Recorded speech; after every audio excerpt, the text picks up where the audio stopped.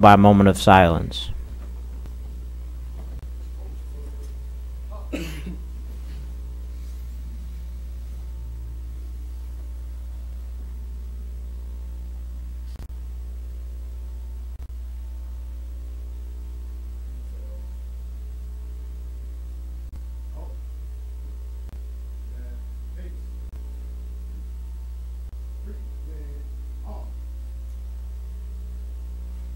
Pledge allegiance to the flag of the United States of America and to the republic for which it stands, one nation, under God, indivisible, with liberty and justice for all.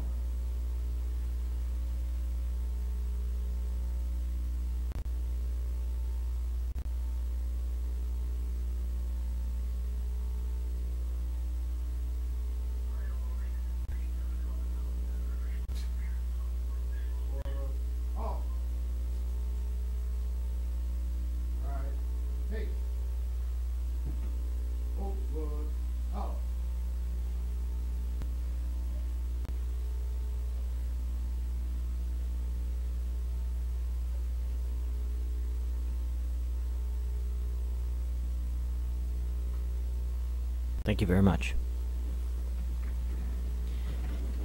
And that was the Acadian High School Air Force Junior ROTC presenting the colors tonight. Dr. Aguilar, do you have any opening comments? I do.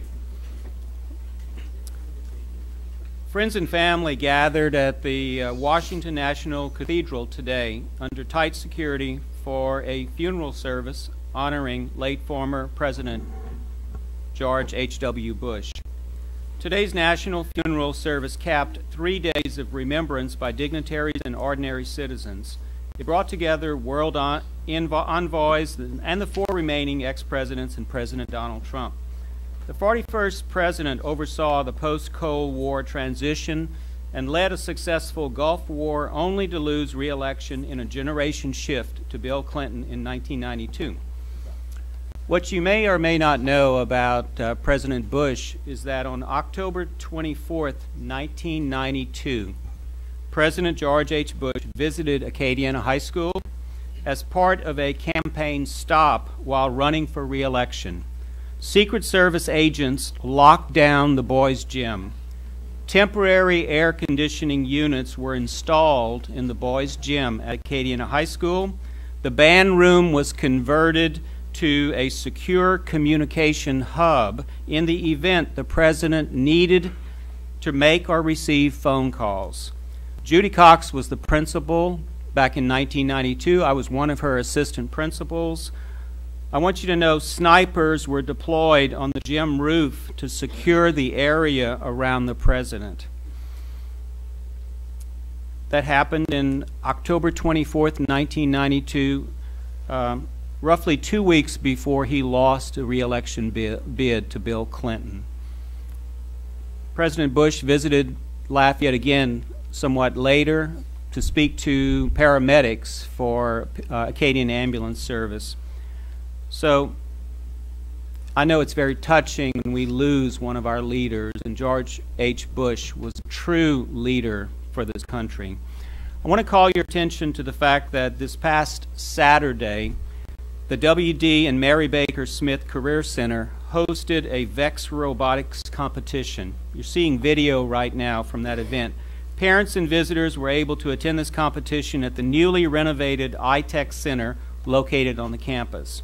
With a significant financial commitment from the board, the school system has been able to fund the purchase of equipment necessary to build robots, including computers which are able to run complex design programs, and machine equipment needed to custom fabricate parts for these competitive robots. Como High School was able to place their two teams in 2nd and 4th place in the VEX VRC, and Paulbro's 2 teams placed 9th and 10th in VEX IQ. This past Thanksgiving Day, the Lafayette High Marching Band performed at the Macy's Thanksgiving Day Parade in New York City, although it was incredibly cold. The marching band from Lafayette High didn't just hold their instruments, they actually played in spite of the cold weather. They led the parade for Santa and the Christmas season. While on the East Coast, the band stopped at the Arlington National Cemetery and participated in laying a wreath at the tomb of the unknown soldier. I want to say thank you to the Lafayette High community. It took them over a year to raise the money to make that important trip to represent Lafayette, and they did it with class and style, over-the-top performance on that parade. Board members, I'd like you to take a look at your calendars, and what we are proposing is that the first regular board meeting in January take place on the third Wednesday of the month, January 16th, rather than the second Wednesday. So if you can mark that on your calendar, that would work well for the holiday season and the things that we need to do to get ready for the new year. And I've got one more thing to show you. There is a state law that requires all schools in Louisiana by August 2019 to display a sign somewhere in the school, and I want to show you what will be going up in all of our schools.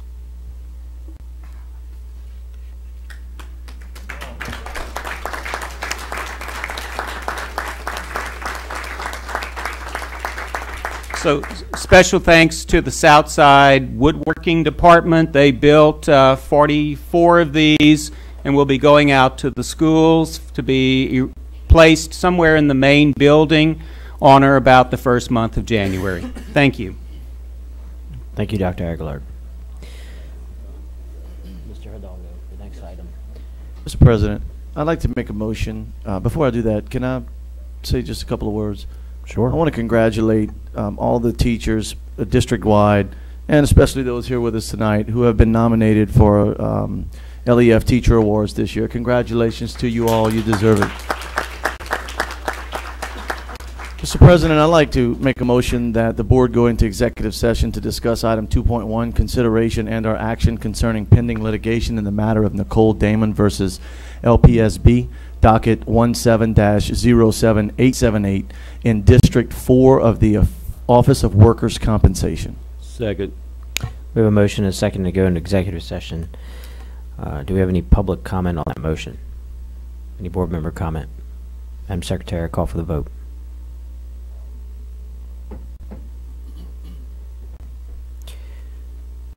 Ladies and gentlemen, we have to go into executive session to discuss a matter. We will be back shortly. Thank you.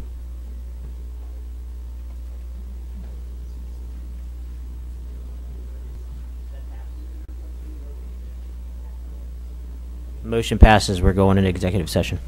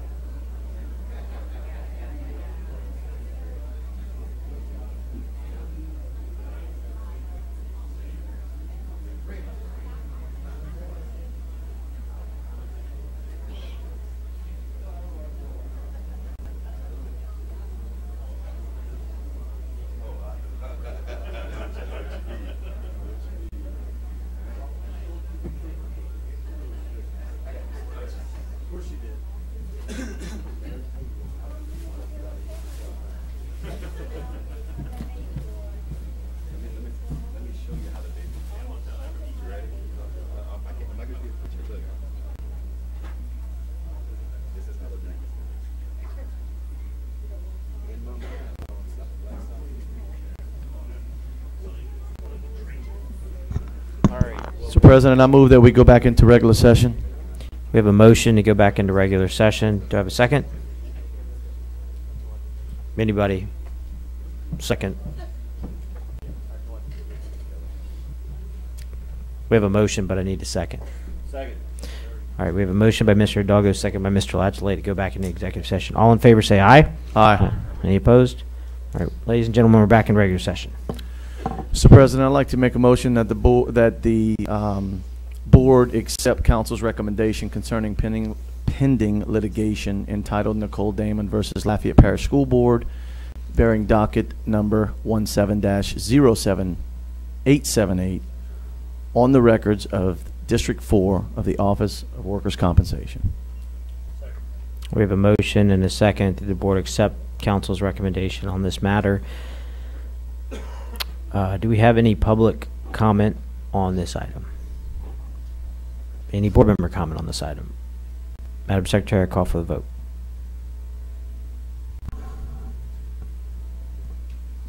Yes. Can we get someone to turn off the projector?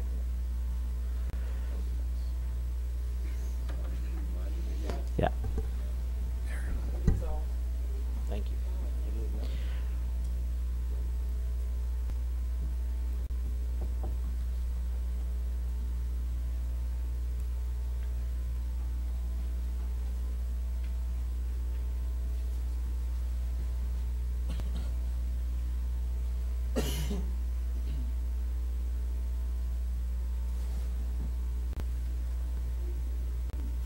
9 for, none against.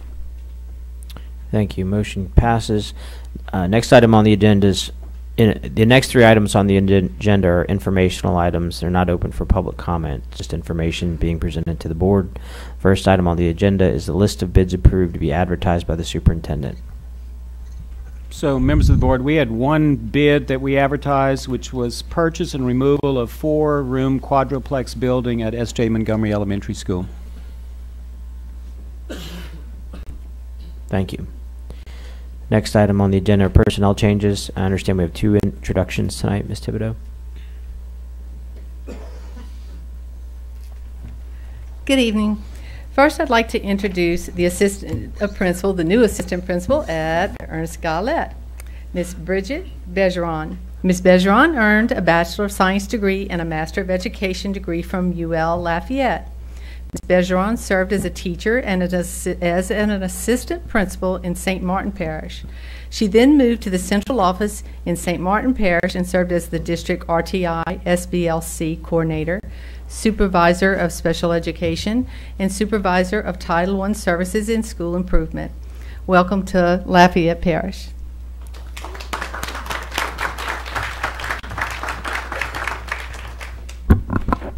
Good evening. I would like to thank Dr. Aguilar and the board for having me join you all as part of your team. I'm really excited to be a part of your efforts to improve Lafayette Parish and to educate our children. I'm excited and ready to be on board.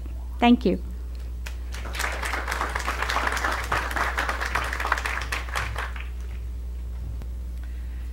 Next, I'd like to introduce to you Sarah Sharp. She is an assistant principal, and she'll be itinerant between Lafayette Middle School and Youngsville Middle School. Ms. Sharp earned a Bachelor of Science degree at UL Lafayette and a Master of Education degree from UL Monroe. She has served as a teacher at Acadiana High School, Pine Grove Elementary School, and Sterlington Middle School. She was most recently serving as the network coach for the Louisiana Department of Education in the Office of District Support.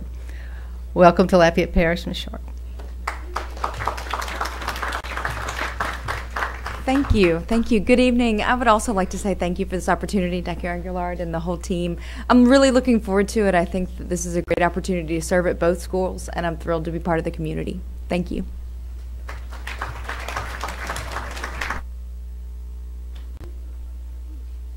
Next item on the agenda is the allocation of funding within Southside High Construction Fund, self-funded construction fund for relocation of portable buildings in FF&E Southside High School. Members of the board, with the inclusion or expansion of the enrollment at Southside High School with the addition of one more grade level as we fill out Southside High School. We recognize that with the primary building that we have in place, that with 500 additional students expected in the 1920 school year, I've asked Catherine Cassidy, the principal, to calculate how many instructional spaces are available currently in the building. She recognized about 14 instructional areas available as for classroom space in 1920. That would service about 300 students. So we have an additional 200 students that the main building will not be able to accommodate. So one of the ideas that will be discussed at the January meeting will be, do we deploy temporary classrooms at Southside High School? Catherine tells me that she will need 6 additional classrooms to provide classroom space for the 1920 school year. 6 classrooms is 3 temporary buildings. We have approximately $600,000 of construction money available, which was provided by USDA. The board has the option to use the remaining USDA money, about $600,000, to deploy the positioning of these temporary buildings at Southside High School. So Southside would likely need 3 buildings. However, that would leave us with about $300,000 of USDA money that would, if not used, be returned to the federal government as a partial principal payment. In talking to Catherine Cassidy, Joe Craig, and myself, we recognize that Southside High School will continue to increase in student population. The likelihood is that it will at some point reach 2,000 students. So in my opinion, we likely should be deploying additional temporary buildings at Southside High School. So we've given you a worksheet that shows that we would be able to deploy 6 temporary classrooms this summer to accommodate the current and expected population at Southside High School and some potential future growth. To be able to do that, we would encumber all of that $600,000 of USDA money that remains in the construction budget.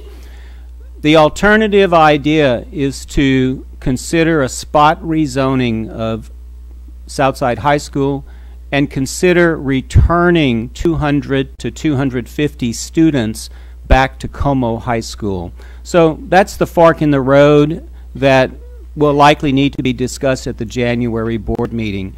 Do we deploy temporary classrooms, or do we consider a spot rezoning, or do we do a combination of temporary buildings and some spot rezoning? So no action is due tonight. Take some time to think about what's best. Unabated, Southside High School in the current zone will easily in the next 2 years have 2,000 students. Any questions? I have one comment, and Mr. Hidalgo has also got a comment. I do want to just reiterate that spot zoning, rezoning is always and will forever be an option. The board has a policy that requires us to look at zoning modifications at least every 3 years, and I believe from our exhaustive discussions have shown that we intend to do what we have to do to use our facilities as wisely as possible. So the entire public, everyone should be prepared and always at the ready that their zone may change.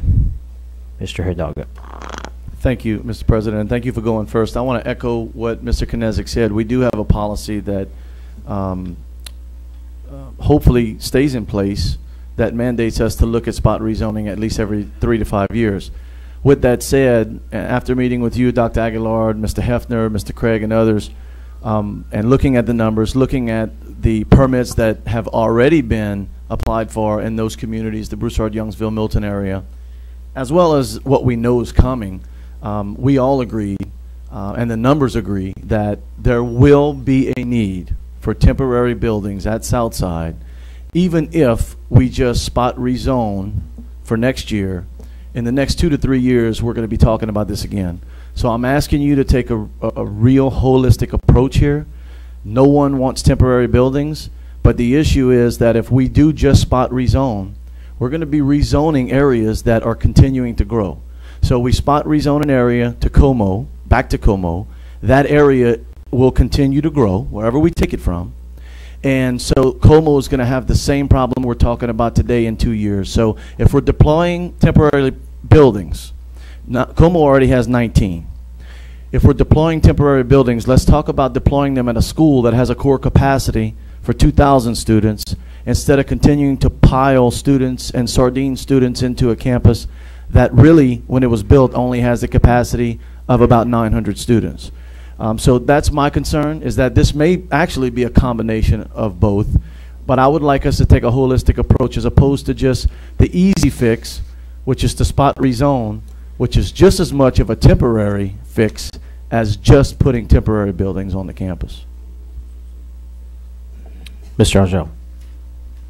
Dr. Aguilar, you mentioned that rezoning was one option and the other was temporary buildings. And you also mentioned $600,000. Did anybody look into constructing 6 classrooms, and how much would that cost?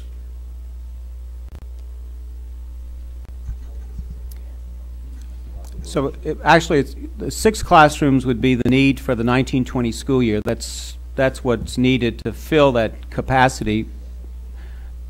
We asked the architects to look at building that last wing to Southside High School, which was about $18 million. We are building wings onto elementary schools at a very more affordable price. Now, to date, they've been elementary wings added. So we could look at that, Mr. Angel. We could look at adding a 12 classroom wing to Southside High School to see what that looks like. Mr. Ladgley.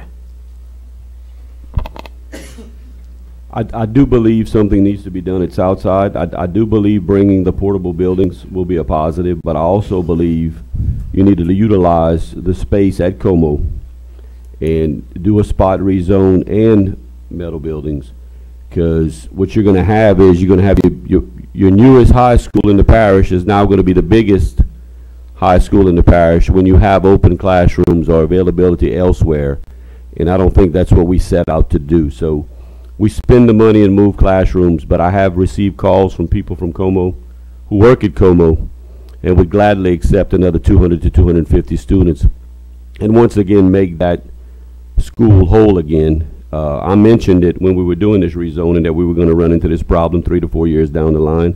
Should have said it in public so we'd have it on record.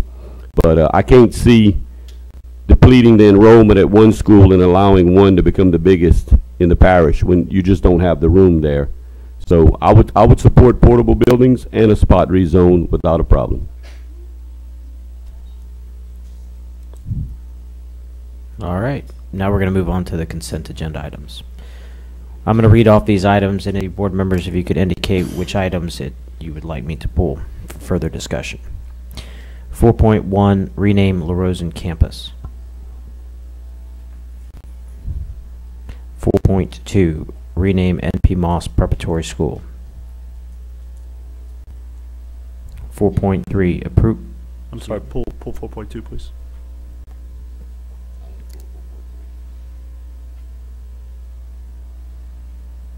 Okay, 4.3, approval of the 2019-2020 school calendar. Mr. Latchley is pulling that. 4.4, ratification or approval of utility servitudes for Boucher Elementary School property. 4.5, approval of RFP for garbage collection, recycling services, and non-hazardous waste. I would like to pull that item. Yes. 4.6, sales tax collection report for October 2018. 4.7, lease of old Venable Homestead, Section 16. 4.8, grant fund summary, November 2018. 4.9, budget to actual reports, November 2018. 4.10, selection of architects for 2 ROTC buildings and 2 wing addition projects.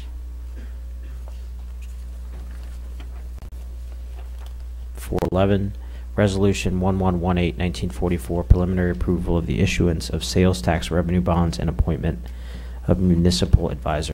Pull that, please. 412, LUS easement at 207 Town Center. 413, budget revision to for background checks. 414, early childhood reorganization. 415, Director of Leadership Development job description. 416, revisions to the Carpenter 3 job description. 417, revisions to policies addressing smoking on LPSB property. 418, elimination of policy GBQ, professional personnel retirement. 419, revisions to policy GBBAA, professional personnel qualifications and duties for teachers. 420, revisions to policy GBJ, promotion of personnel. 421, revisions to policy JQA, pregnant or married students. 422, revisions to policy JCDAF, bullying and hazing.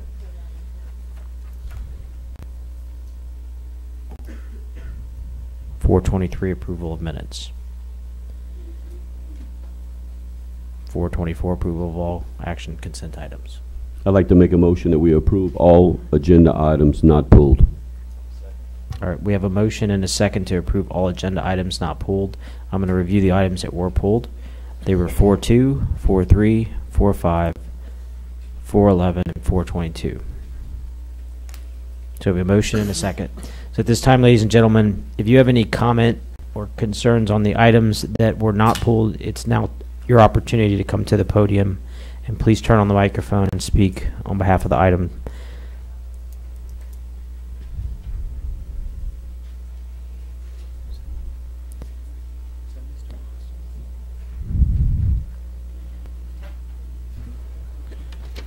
My name is Michael Moss. I'm from Lafayette, Louisiana. I'm about Sir, fifth or not sixth. to, I don't want to interrupt you, but that item was pulled, so it'll come up in just a few minutes. Oh, okay. You can probably stay up there because it'll just be a few minutes. Okay.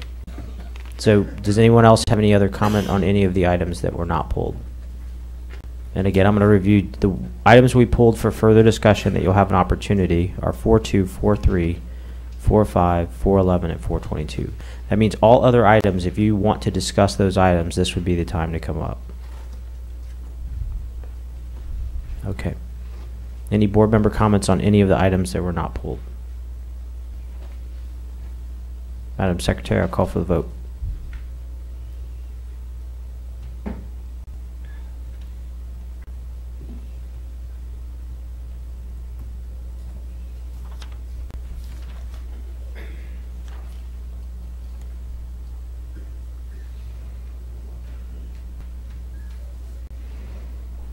Nine for, none against. Motion passes. Okay, the next item, the first item that was pulled will be item 4.2, the renaming of N.P. Moss Preparatory School. Hold on, I need a motion before we do anything. Yeah, 1 second. I'd like to make a motion that the board approve the renaming of N.P. Moss Preparatory School to Dr. Raphael A. Barranco Elementary. Second. Okay, I have a motion and a second that the board approve the renaming of N.P. Moss Preparatory School to Dr. Raphael A. Barranco Academy at N.P. Moss Elementary. Okay, the agenda item says Academy. So let's make sure that the motion language is correct, that the board approve the renaming of N.P. Moss Preparatory School to Dr. Raphael A. Barranco Elementary at N.P. Moss. Elementary. Is that what I said?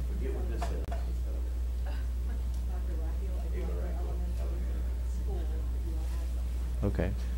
Well, it says school, so elementary. Now it's open for public comment. Mr. Moss. Okay, my name is Michael Moss, and I'm here basically by default. My sister was to speak tonight, but she cannot. She's out of town.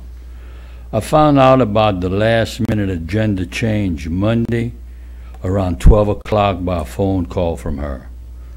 First of all, I think it is very, very unprofessional to propose a school name change at the last minute with no discussion on the subject. with anyone in my family, or the people for that matter. I do not object to any proposal to honor the late Dr. Baranko by any stretch of the imagination.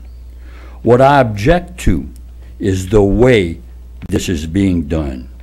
Let me give a little history on name changes of schools on the north side involving Dr. N.P. Moss.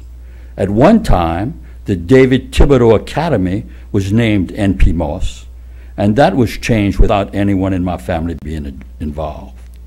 Now, a last-minute agenda item is again in the works to change the N.P. Moss name again.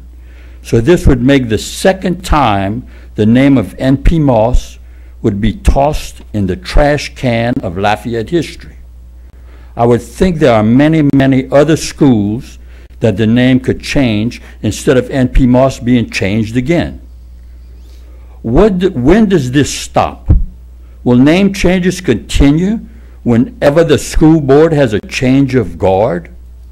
Please consider finding another way to honor the great things that Dr. Baranko did for the city and the parish of Lafayette, without erasing the history of another deceased school board member and doctor who also did great things for this city and parish in the past. Thank you for the opportunity to let me speak. If anybody has any questions for me, go ahead and ask me. Thank you, Mr. Moss. We have any other public comment on this item? Anybody can come up from the public to speak for or against this motion. And I encourage you to. That's why we're here. Please. Okay. My name is Maureen Broussard. I wasn't prepared to speak. Mitzi is my cousin as well. Dr. Nathaniel Moss was my great uncle. He was one of 12 children. My grandfather was, I think, number 6, and he was number 11. His sister recently passed away last year. She was 104. And I guess the whole thing that I find just a little concerning is that we had, I think, given the school board the information about my great uncle, just so you'd have a little bit of history about him and who he was and what he contributed to the community. And I think one of the things that I had found was just in his obituary, where it just said that communities, I don't know why I'm so nervous speaking in front of all these people, but anyway, it just said that communities are developed because there are valiant souls with vision, fortitude, and courage. They're able to battle against disappointment. They possess an unusual ability to look into the future, and they have a quality that surrounds them with loyal followers who are ready to accept their judgment and work with them for all goals that are set forth for the common good. Now, this was part of his obituary, and he died on October 10th of 1941. In 1960 is when they decided to name the school N.P. Moss after him. So my concern is with the new change, who's to say maybe many years from now someone will come up and want to change your name from the school. And I think that's my main thing, and I appreciate you listening to me. Thank you. Thank you. Do we have any other public comment? Yes, ma'am, if you could come up to the podium.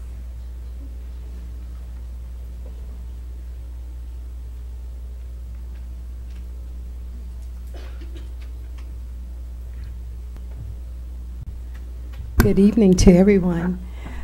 I want to say that I attended N.P. Moss when I was a young girl, and I think that Mr. Moss has a valid concern. I'm here because I want to see Dr. Baranko honored, but I guess the main question would be, how was this decided, or how did it come about? I don't know. Somebody just said, listen, we're going to have a name change from N.P. Moss to Dr. Baranko. So my concern would be, how did this come about?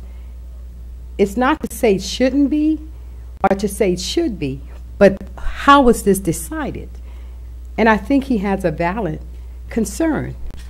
And also the other young lady who spoke, because what she's saying is, how many years down the road, in all fairness, I'm just talking about fairness, many years down the road, they might decide to remove Dr. Barranco. Somebody did make a comment and said, well, why couldn't a new school be called Dr. Barranco's school to honor him? So MP Moss was a good school for me. I have to say, just in fairness, it would just not be appropriate, not so much not to name a school after Dr. Barranco, but to take it away from someone else who was a contributor to our area. And so I'm just going to say, maybe we ought to think about that. I don't have any answer about how did it come about. Who decided that we were going to name the school after Dr. Barranco, and who were the people involved in it? So I just think it's valid. I certainly support any school being named after Dr. Barranco. But again, Dr. Moss was a contributor also. So we can just think about those things. Thank you very much. Thank you, ma'am.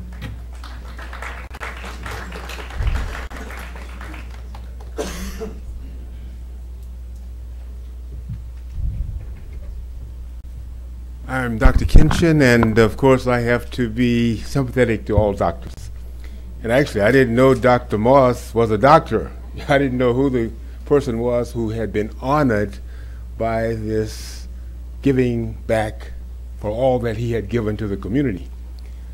But my friend has given as much or more in terms of contributions, in terms of sacrifice, in terms of genuine concern, in terms of progress for us as a people, all of us, white, black, green, yellow, blue. He didn't mind. He didn't care.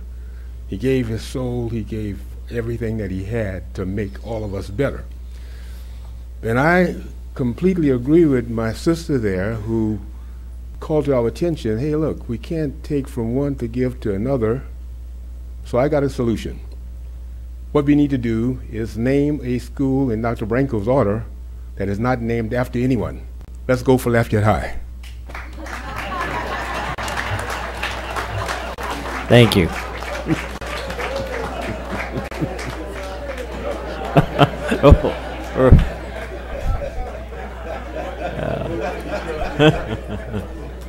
Yeah. Point of order: the school Lafayette High is named after the Marquis de Lafayette, just as the city and parish are, sir. Do we have any other public comment on this item, for or against?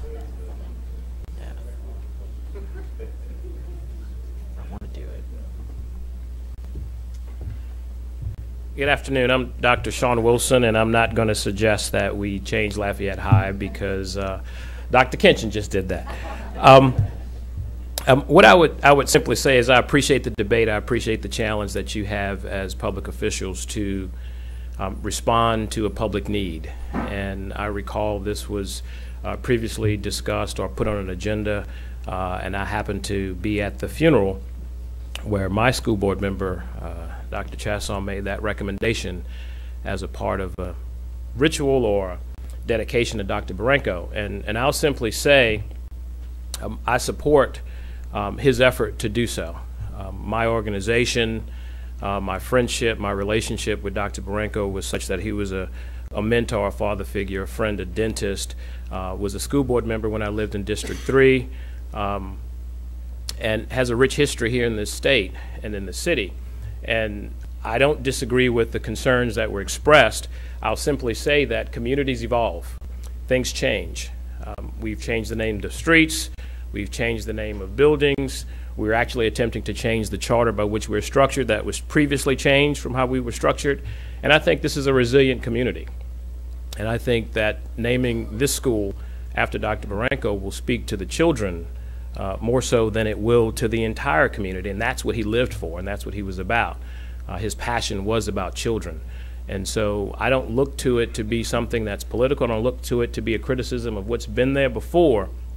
I simply say I think it's an honor to be able to give him that opportunity in this day and age, because names of buildings ought to be about the future and not necessarily about the past. That's not to discount that, but it should be about the future and not necessarily the past. And so I would like to commend Mr. Chaplin for doing so and express my support and the support of the Brothers of Alpha Phi Alpha Fraternity, as well as the Boulay and other organizations around the country that Dr. Barranco had an impact for. And I've had folks reach out to me to express that, and I just wanted to share that with this board. So thank you. Thank you. Any other public comment?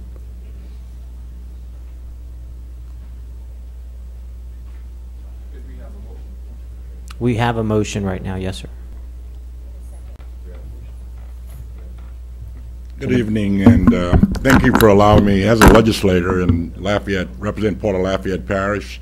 Dr. Aguilar, I know you've been before our committee on some construction bill. I hear you talking about construction again, and we have supported this board in this district, and we're here tonight in support of the name change for Dr. Barranco.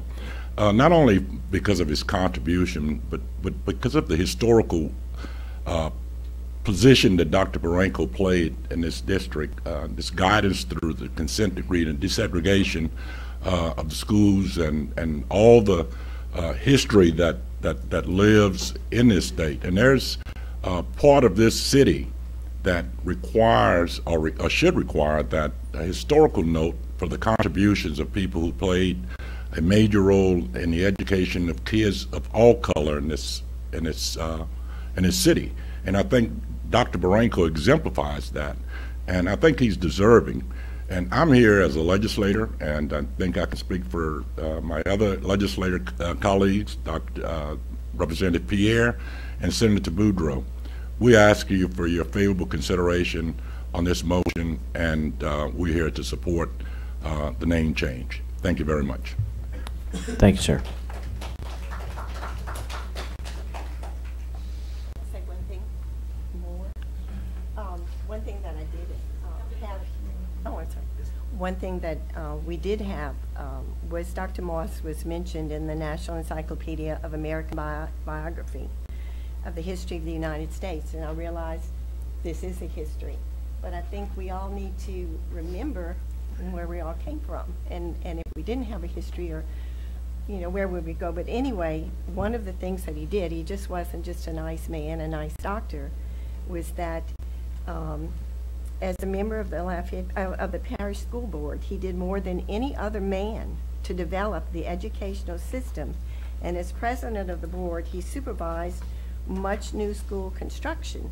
So he wasn't just a nice man that everybody knew and he was a doctor and maybe he gave good shots or something like that.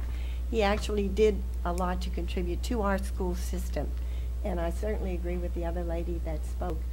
I do think the other gentleman should be recognized, but maybe at another school or another facility, and I hope you'll take that into consideration as well. Thank you. Thank you. All right, any other public comment on this item? And so you understand, once we move to board member comment, we're not going to open it up to public comment. So if you have something to say on for or against the motion, and the motion, in case you're wondering, is up on the board. It's in that yellow. Yes, sir. The motion says that the board will approve the renaming of N.P. Moss Preparatory School to Dr. Raphael A. Barranco Elementary. This will be it. When I looked at the agenda yesterday on the internet, that takes a rocket scientist to figure out, it said Dr. Raphael Barranco at Academy at N.P. Moss. That was yesterday. When did it change? When did your motion change, Mr. Chasson? Sir, he's not obligated to answer. But well, when did the motion change? I mean, yesterday, less than 24 hours ago, it said Dr. Raphael Barranco Academy at N.P. Moss. Yes, sir. When he made the motion, he modified the motion. And so long as it, I'm going to answer your question, so long as it's not a substantive change, and we have our attorney here who would tell us, hey, that's a substantive change, you can't do that, we're not violating any open meeting laws issues. So we have an obligation, so that you're aware, to publish our agenda 24 hours prior to our meeting, and it was published. And at the time it was published, it mentioned the motion that you said. The motion that the board member made was different than that. They left off the NP Moss portion. But unless our council advises us that that change is a substantive change to what was previously posted, then the motion is valid, and then we can discuss it and vote for it. Okay, I'm just asking y'all not to bury history, that's all. Yes, sir. All right, now that I'm going to close out public comment period. Oh, I'm sorry, we have one more.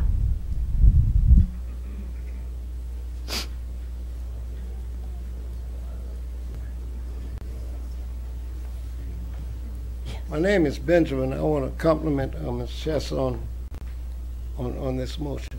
You know, you could debate some things and talk about it and don't come to closure or resolution of it. I'd like to suggest something from a pragmatic point, using some definitive data. If you would take those tracks, and one of the problems in Lafayette with tracks, we got to get away from the gerrymandering and thinking about persons and individuals. Maybe if you look at the economic information along with the tracks, you will see something.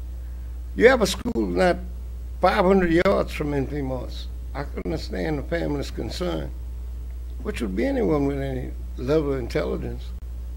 Why don't you take Northside, no name, no person name, and say, we would call that Dr. Rafael Barranco High School.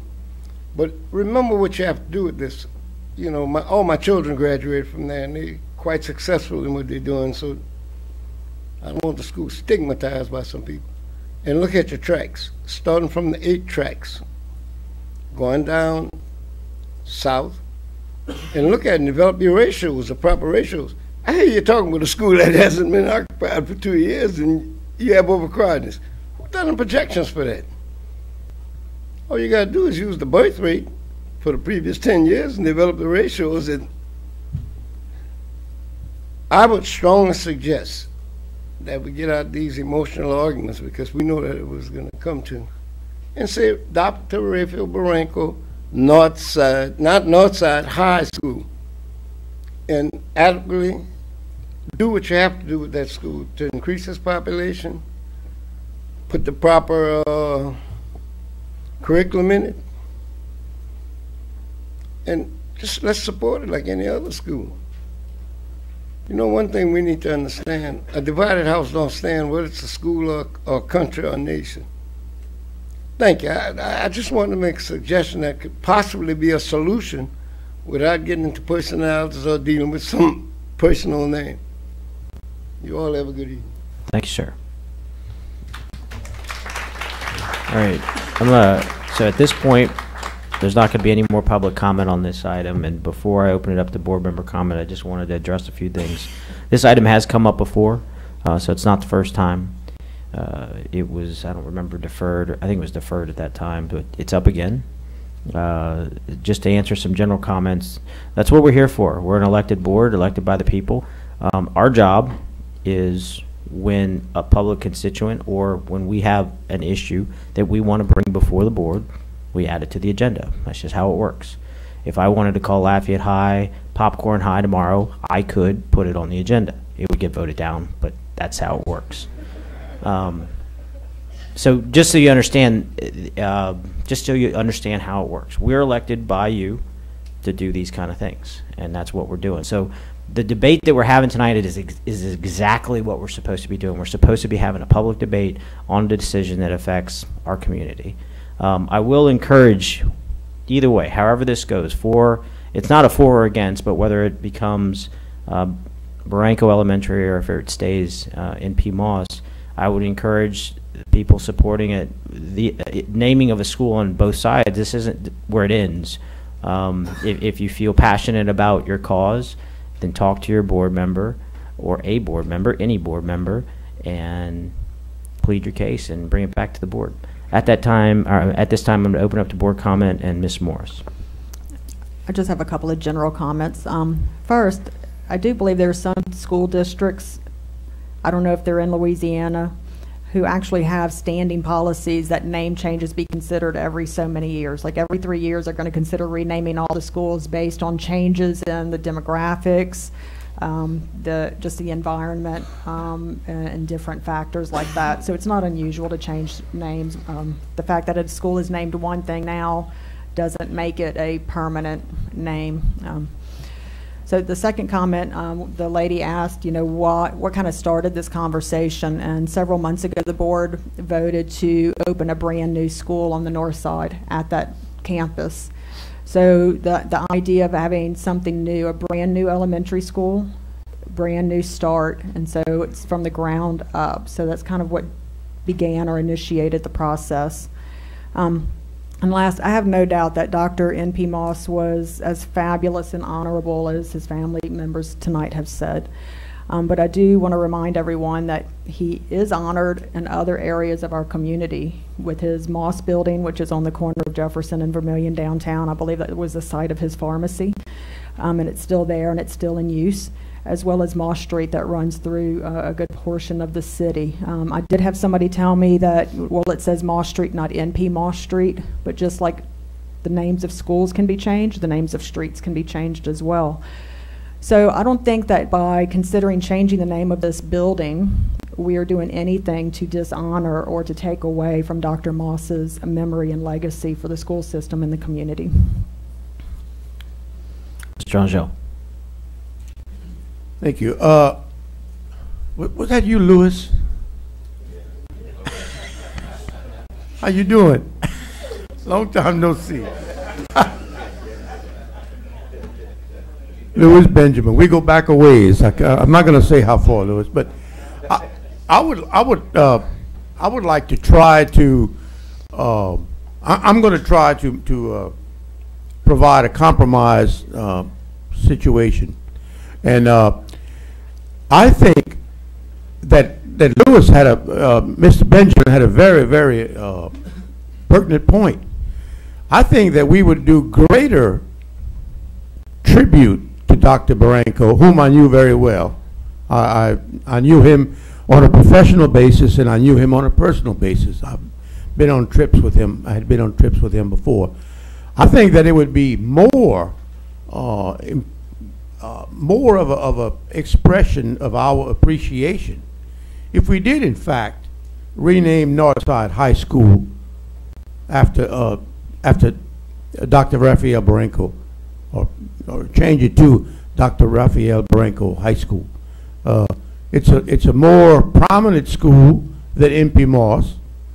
We would not undo history, or we would not really unname a school, for it has no one's name. And I might point out that there are other schools in Lafayette Parish that don't have someone's name attributed to them, which I think might be a compromise manner in which to do this, where we would keep the legacy of Dr. Moss and name a school after Dr. Rafael Barranco, a larger, more prominent school. With that, Mr. President, I would make a substitute motion that we rename Northside High School Dr. Rafael Barranco High School. Okay, now, Council, I will ask that question. I will ask you if that is a substantive change to the motion. The substitute motion, my question is that too much of a deviation from the posted agenda item? We're not giving my point is we're not giving the opportunity for those for or against changing of Northside now to be here.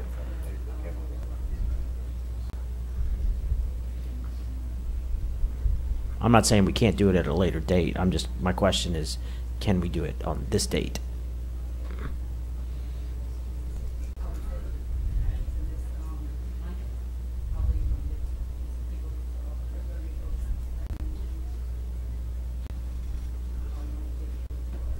So is that a yes or a no?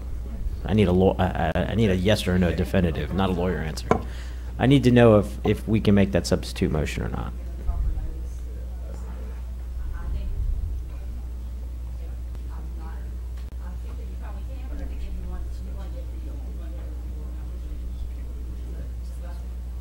So if you're saying he can, he has a motion and a second, so. Mr. President, can I clear it up? We want to know if we can or cannot, not if you think we should or should not.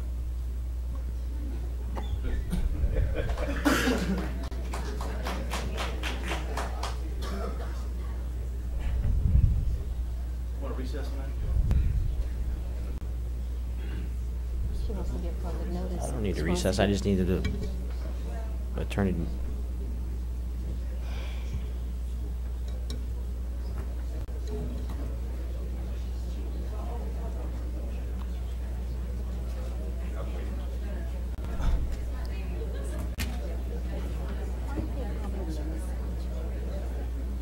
Okay. Mr. Angel, do you have a way of modifying your substitute motion?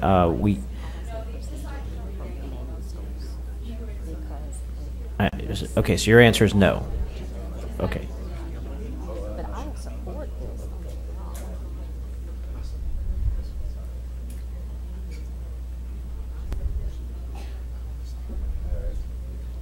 Hold on a second.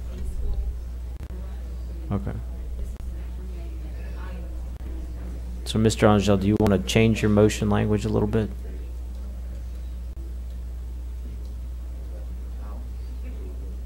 Or we could defer it for a month? Well, would I be in order to make a substitute motion to defer the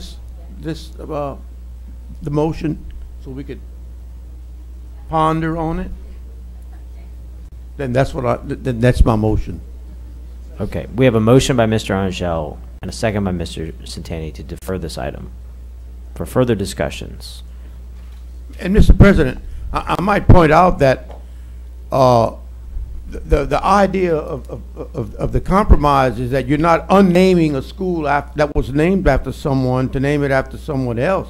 There are other schools in our parish that don't have someone's name attached to them, and maybe that could be another compromise. I'm just going to say what comes to mind. I know in Mr. Broussard's district, you have Live Oak Elementary School that's not named after anyone. In the district I represent, you have Acadian that's not named after anyone. You have Evangeline that's not named after anyone. But I think Northside would be, I mean, I know that's not the motion, but I think Northside would really be, I mean, one of the 5 high schools in six high schools in public high schools in Lafayette Parish is a greater tribute to Dr. Baranko. Nope. Okay, so ladies and gentlemen, we have a motion and a second to defer this item. So at this point, I'll open it up to public comment, and your only comments that you can really talk about is, yes, I want you to defer it and talk about it more, or no, I do not want you to defer it and talk about it more.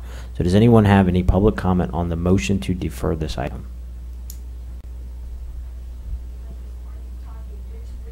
The item to defer, which means to delay this into another date.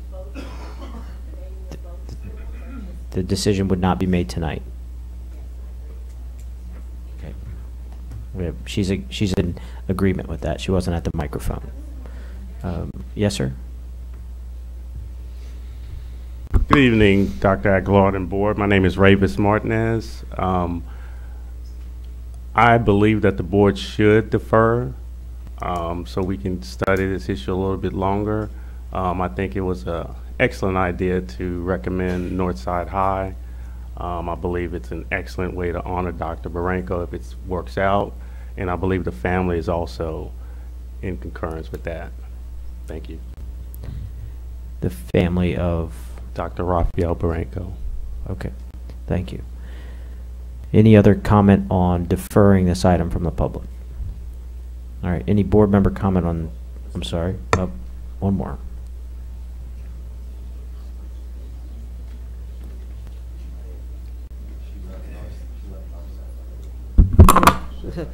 Hi, yes, my name is Michelle Mouton. Yes, we have Northside on that side of town, but why change Dr. Baranko's name? We can do that.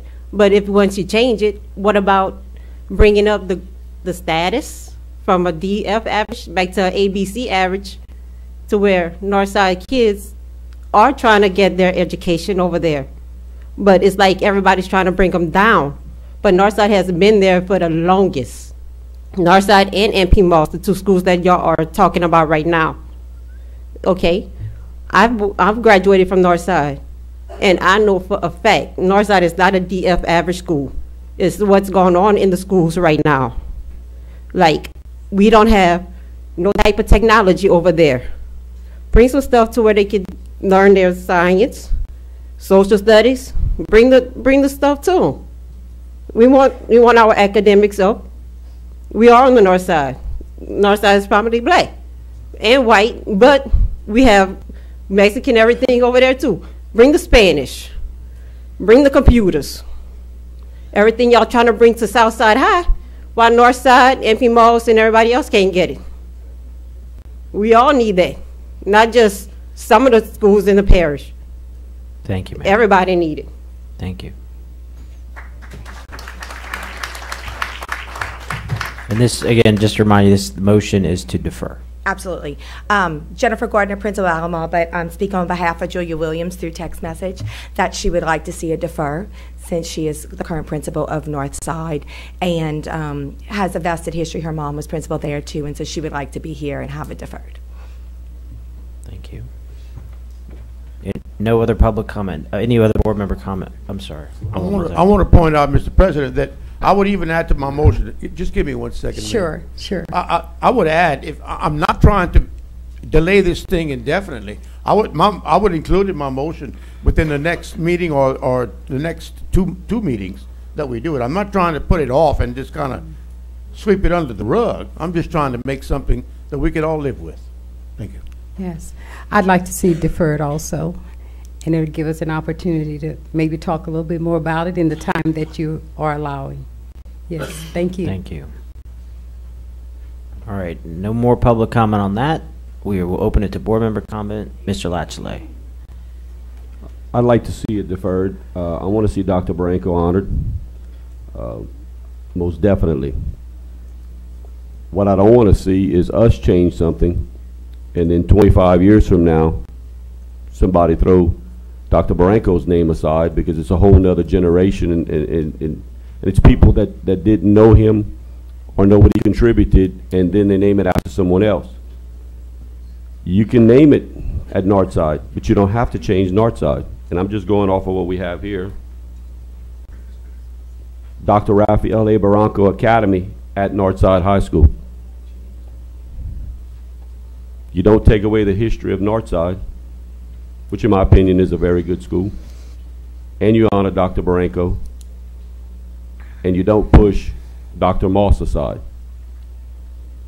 And I guess, yes, things do change and times do change, but I'd hate to see in 25 or 30 years if they change what we're doing tonight.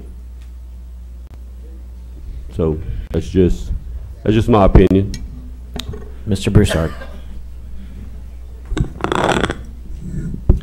This was not an attempt to discredit anything that Dr. Moss done during his lifetime. This name change came about because the board decided to make NP Moss Preparatory School the new elementary school. And with some of the negative things that was tied to NP Moss in recent years, we decided, a few of us decided, to bring NP Moss as an additional elementary school, renaming it Dr. Raphael Barranco Elementary School, to get a new start, wipe the slate clean, not to discredit anything that Dr. Moss done throughout his years, but to get a new start, let the kids develop the new elementary school, have pride, because it come, for those who do not know, in my community, even though NP Moss in many minds is a great school, it holds a negative name in District 3 and 4. So we just want to start new, wipe the slate clean, whole new name, whole new outlook in life, giving the kids something to look forward to. It was no way to discredit anyone. Ms. Morrison. And again, the motion that we're discussing is simply to defer. I'm definitely in support of Dr. Raphael Barranco being honored, but I do feel moving forward we need to put some rules and policies in place for renaming schools in all due fairness, so we have something to go by and say, okay, this school was named after a person for 50 years, so this school may be up for renaming. So in all due fairness, I really think as a board we need to put into some policies on how we should rename schools, maybe look at what other parishes are doing, so that way when we present it, everyone knows that this school is up for renaming, and maybe rename the school that, let's say, MP Moss, and look at some other ways to kind of move it to like something else where the name just doesn't go away. So that's my take on that. So I think we should put some rules and policies in place so we have something to follow when we rename schools. Ms. Morris. Like Mr. Broussard, I too have heard from more than one individual in Lafayette Parish that the name NP Moss, not Dr. NP Moss that it was named for many decades ago, but under our current times and context, that the name of NP Moss Preparatory School has some extremely negative connotations in the community and in the neighborhood where the school is located, and where we're starting a brand new elementary school from the ground up with a lot of great academic ideas to move the schools on the north side in a completely different direction than they've been in the past. So yeah, the idea of naming schools like Northside or Acadiana or Southside, those schools that are not named for an individual, it makes sense to look at those when we're using names in the future. But the idea here is that we're starting something new. We asked the public to vote for a tax. We all know that failed, and so we turned our attention to looking at alternatives. How can we open new schools within and live within our means? And this was one of those ideas. And we know all of our elementary schools are overcrowded. We're going to be building some wings, but that's not going to really fix the problem. It's somewhat of a Band-Aid. So what we're looking at here is not simply a renaming. It's the creation of a brand new school with a new focus and a new mission, and something that has significant cultural relevance for the neighborhood in which it is located. And I think that that's important to understand. It's not simply a renaming. It is a reconceptualization of an entirely new elementary school, a neighborhood school, which we had kind of gotten away from, but we're trying to get back to. And I think that we need to keep that in mind. And so, yeah, I mean, I did some research on Dr. N.P. Moss. I know he did some really great things, but we have to look at where we are now, how things have changed in the community, in the neighborhood since Dr. Moss lived in Lafayette many decades ago, and what our mission is here in starting a brand new school with new goals and new leadership, the transformation zone. Ms. Trosclair kind of bringing some great ideas with her that she's brought from other districts. So I would definitely oppose deferring. I think that we have the information that we need to make the decision tonight. Thank you. Dr. Chasson.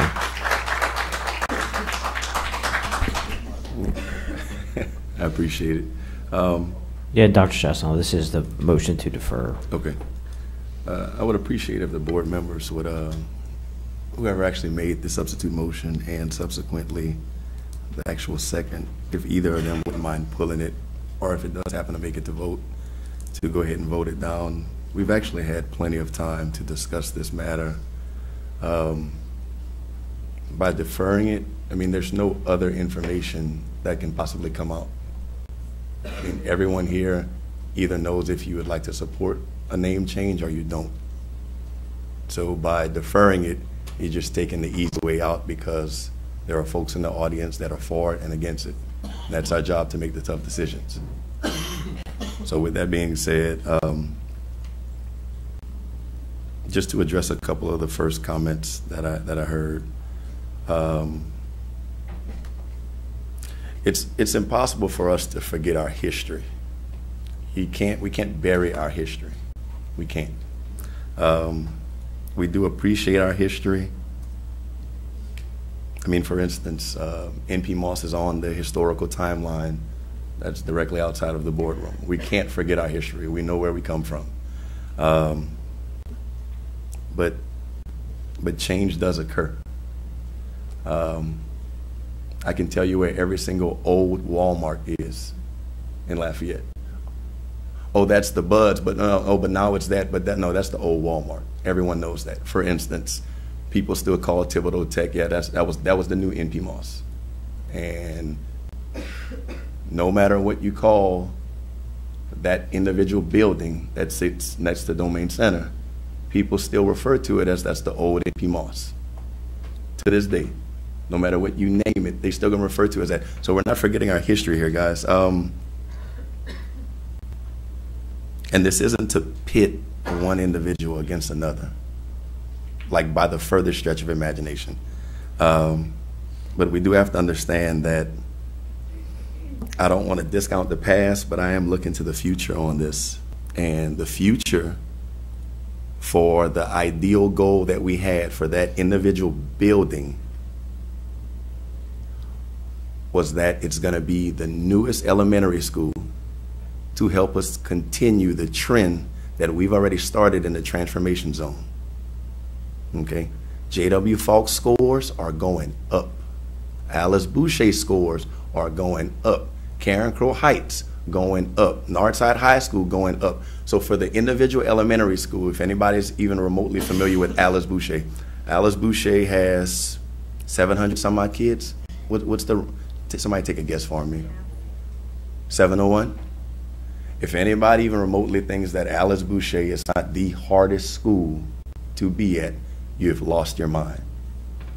Okay? So the initial idea was to take some of the kids that are at Boucher that are the hardest sect of kids that we need to continue striving. I mean, they went from an F to a D to a C. We need to make sure that all those kids have the individual attention. That's why we need to say thank you to people like the Pew Foundation that are coming through and making sure, well, tell us what you need, tell us what help you need. So by breaking the kids up and putting kids at the newest elementary school, it's a new future. It's a new school. It's new administration. It's a new zone. And my first thought was that it would be a new name. I mean, I know everyone hates to say it like that, but there is a negative stigma and a negative connotation when it comes to not the name NP Moss, but the entity of the school that was NP Moss. If you ask anyone that went to school there, they loved their time there. They learned when they went to Moss. They had great times. You can ask Jonathan Edmonds and Courtney Flugents and Spencer Prejean and Corey Williams. And you can't say a negative thing about NP Moss. They had great times there and they learned there. But at the same time, Moss, the very last thing that comes off of the tongue whenever it's time to talk about the old Moss and the new Moss was possible school closure, possible state takeover. Oh, the old one was breaking down. Let's build the new one. Oh, the kids aren't performing well. We've got to break these kids apart. And all those kids still got identified when they went to various other middle schools that, man, the school was doing great, but man, we're taking in all these Moss kids and they're so far behind. So with a new school and a new agenda and a new horizon that we can see, it would be appropriate to name it something new. Now, Dr. Chasson, I just want to remind you, this is for deferring. And I understand how you are directing it to deferring, but you will have an opportunity to make a lot of these points after that motion. Mr. President, out of respect for Dr. Chasson, the schools in his district, I will withdraw my second of that motion. So, okay, so now that motion, that second is withdrawn. So we're back to the original going motion. back to the first motion, which the first motion, just to keep you on. Right. The first motion was to name the school. Okay, does anybody want to second Mr. Angel's motion to defer outside of Mr. Centeni? Okay, so that motion is no longer valid. It has died. We are back to the original motion. Can you put that back up on the display? And the original motion is what we were talking about at first. It was to rename the school after Dr. Barranco. That the board approved the renaming of N.P. Moss Elementary School to Dr. Raphael A. Barranco Elementary School. So we are back on the original motion. Now that we're back on the original motion, okay. You can talk all you want, Dr. No, Chasson. just another minute. The school by Domain Center will always be known as, oh, that's the old N.P. Moss. I don't care what you do. You could name it Tom, Dick, and Harry Elementary. It will always be known as the old N.P. Moss. Thibodeau Tech is always known as, that was the new N.P. Moss, but there was some extreme failures, and man, they let those kids down, and man, we have to change the name of that school because the state is going to come and take it over. So if we don't change the name of that school and change the entire makeup of the school, then the state is going to take it over. That's still the new N.P. Moss. That's still the old N.P. Moss. It's still the Moss Pharmacy. It's still the Moss. It's still known as the Moss Building. You can Google it. It's the Moss Building. I mean, we know what our history is, but I mean, San Antoine will always be San Antoine. I don't care what you do to Vermilion Elementary. That's my elementary school. You could name that something else, and it's still going to be known as, oh, that was the old Vermilion Elementary. I mean, I'm not trying to pit anyone, but people need to understand that change does occur, and with change in Breaux Bridge, Louisiana, Winn-Dixie is now Super One. I mean, I'm just being honest, guys. If anyone shops at Target, if you get your pharmacy items from Target, that's CVS now. It's CVS in Target. So I would appreciate anyone's support.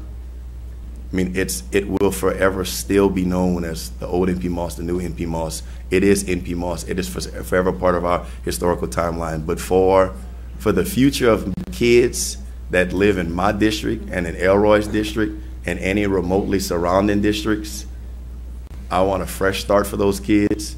And those kids know, because my son goes to Alice Boucher, that I will do anything for those kids. It doesn't matter what it is. That's my babies, and they need all the help we can get. So I'm giving those kids a fresh start with a new administration and a new zone and a new name, Dr. Raphael A. Barranco Elementary. And as a parting note, Mr. Angel, I mean, how apropos that I've got on a Northside basketball sweater, and with it being discussed about a possible name change, I do have one random last individual that I can think of that is also deserving of a name, of a school being named after him.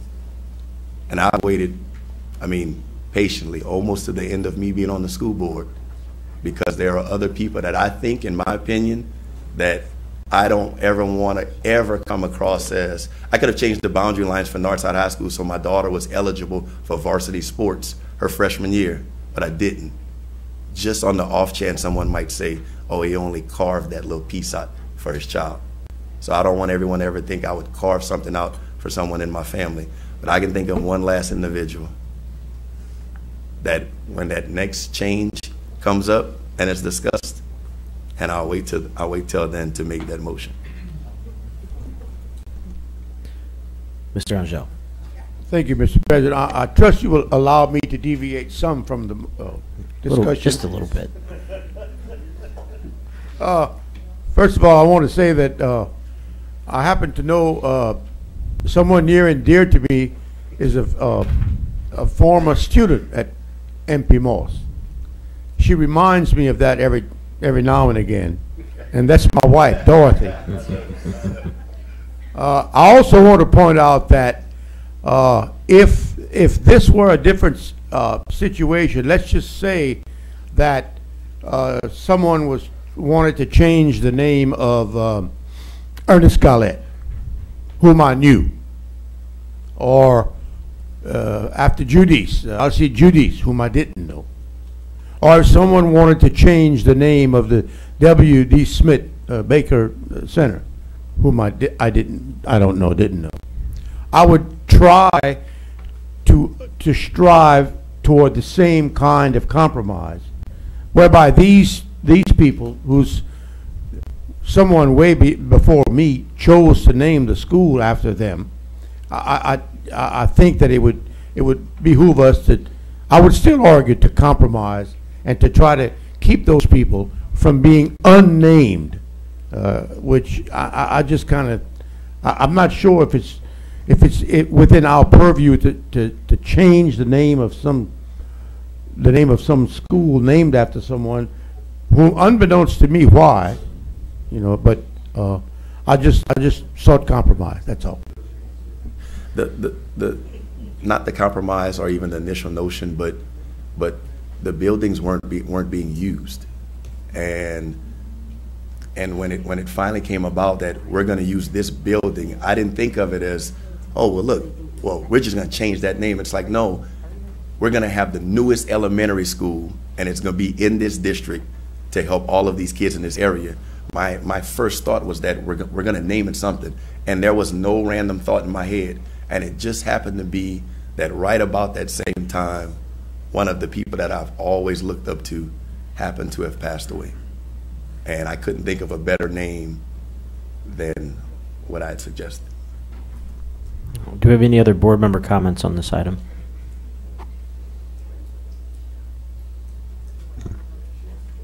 Mr. President, Mr. Ms. Morris had to step out. She wants to come back, but Dr. Chasson, this is your district, and it doesn't affect anyone that I represent. And so I have to trust you. But I do want to say that I am concerned about the change, and I'm not concerned just about the change to Dr. Moss. I am concerned about 10, 15, 25 years from now. Your mentor, you have the support and the authority up here tonight to make this recommendation and get support from the board. And down the line, when you and I are not going to be here, someone else is going to have that same authority to change it. And this is kind of setting that precedent. I'm going to support it because this is your district. But I'm concerned about it, not just for Dr. Moss, but for Dr. Baranko. Mr. Latchley.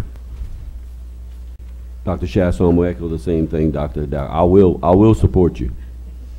Dr. Hidalgo, I'm sorry, Mr. Hidalgo. Jeremy, I hope 25, 30 years from now, somebody doesn't change what we did tonight, because I think the man needs to be honored. He really does. And I'll support that 100%. But I hope somewheres down the line, somebody doesn't override what they did tonight, not fully understanding the impact he had on this whole community. I'm sure he just didn't have an impact in District 3 and District 4. I'm sure he had an impact all over the parish. I wish I'd have known him. I've heard a lot of great things about him. And I'm going to support you. I'm gonna. But I doubt I'll be around to see it, but I hope someone doesn't come and start changing what we've done and saying, hey, it's time to change history. I hope not. Dr. Chasson. For District 4, there was a gentleman that sat in the seat before me, and I can't ever unwrite the history that he wrote before me. Just like there were people in the seats before everyone here. So we can't ever rewrite or unwrite or bury the people that were before them. I mean, it's impossible. I mean, we remember them for what they were, and I mean, that's why I always appreciate Mr. Sam. So, I mean, just wanted to make that statement. Any other board member comment? Madam Secretary, call for the vote.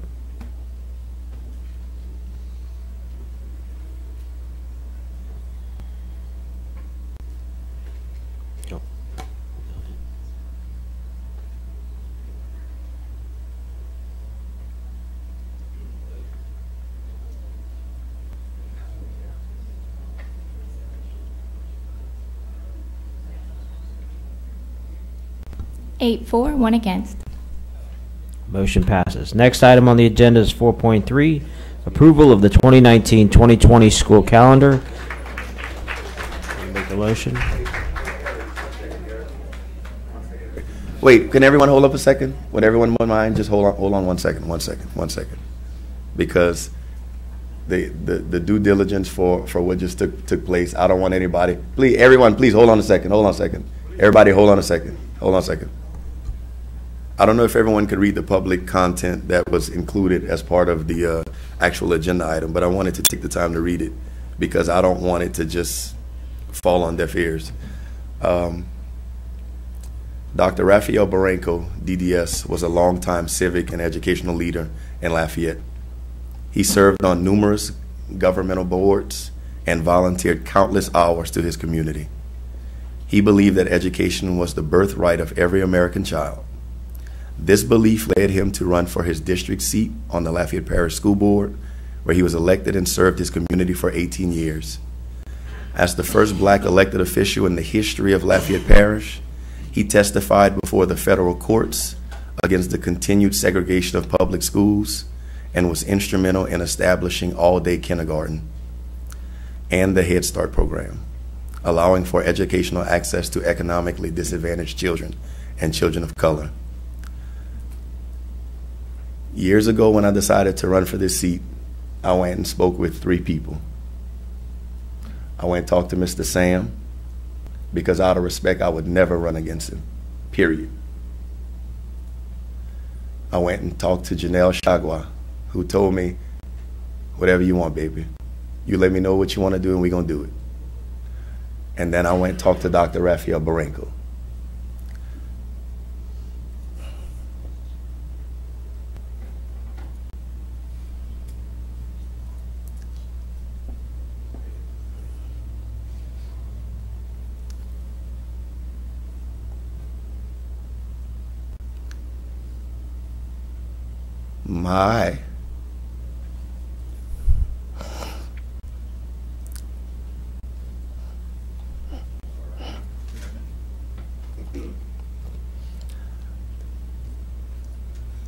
My dad was never around.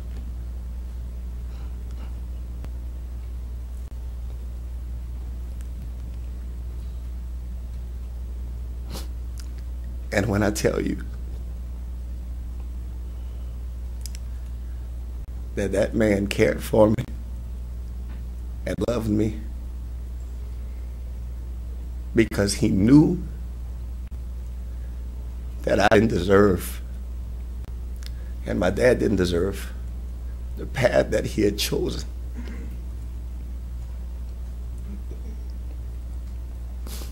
He always looked out for me.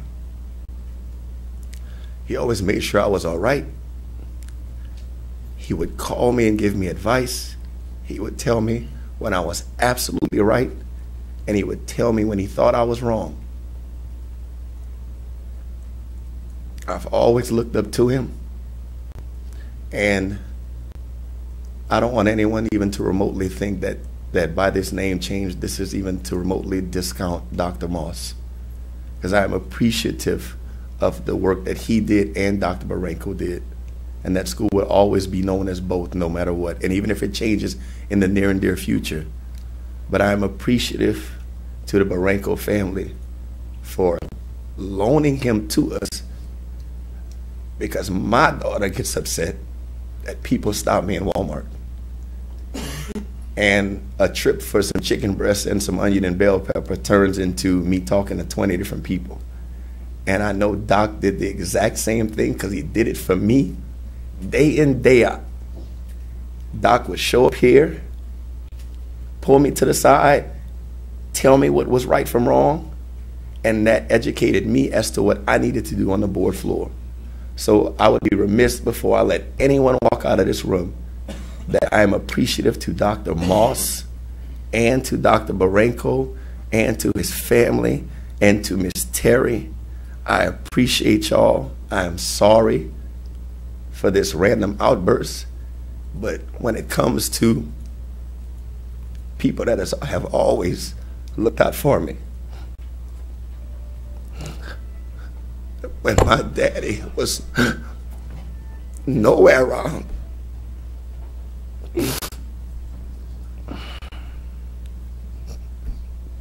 And that's why I care for the children in my community. And last but not least, before he even remotely walks out, because I have an issue with something nowadays, and it's, yeah, I have an issue with something nowadays. It's the age-old quote that giving someone their flowers before while they're here. And if you have somebody, tell them you love them. You have questions to ask them. As a man in the back of the room who looks out for me, but I'm not even looking out for myself. Y'all call him Louis Benjamin. My mama call him Fuzzy. And he looks out for me more than I look out for myself. So with that being said, I'm gonna get off my soapbox. They even bringing me tissue. I'm sorry, y'all. I appreciate y'all. We're all in this together. We only care about the education of the kids. And that's the one thing that he told me when I left him the first time and was going sign up to run, which I almost missed signing up to run. He said, boy, you better hurry up. And let me ask you a question. Why are you running for school board? I said, well, I want to make a difference. He said, oh, you got to do better than that. I said, well, man, look at my schools, man. We got to do better on us. We got to do better with our schools. He said,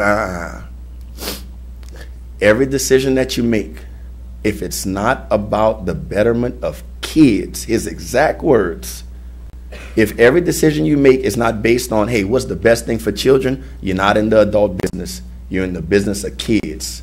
All that favoritism, all that politics, oh, they know that person, so that person get the job and all that stuff. You stay clear of all of that. You make your decisions based upon what's best for kids, and everything else is going to be all right. So with that said, I'm sorry. I appreciate y'all. Thank y'all. All right, we're going to take a 5-minute recess.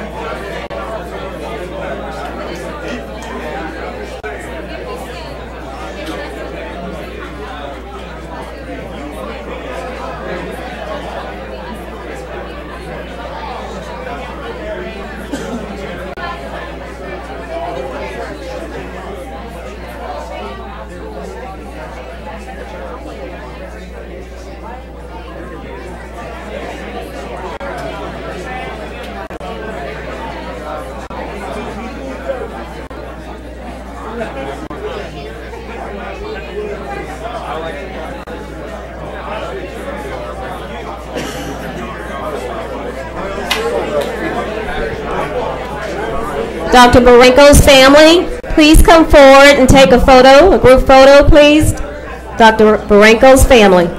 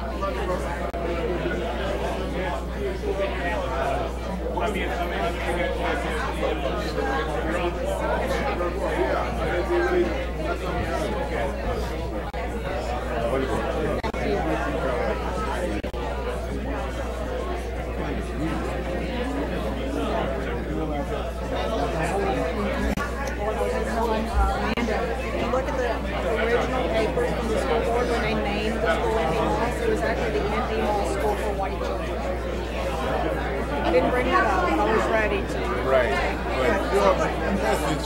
The neighborhood has changed. People from how much more do you want? It's about sharing life. If you're not going to share, you're not going to get anything. Everyone's staying out in the weather and not make any progress. But that was a very, very, very powerful. Everybody appreciated how powerful it was. That's the way we have to think. I mean, Mr. President. Mr. President, keep up the work. Appreciate you.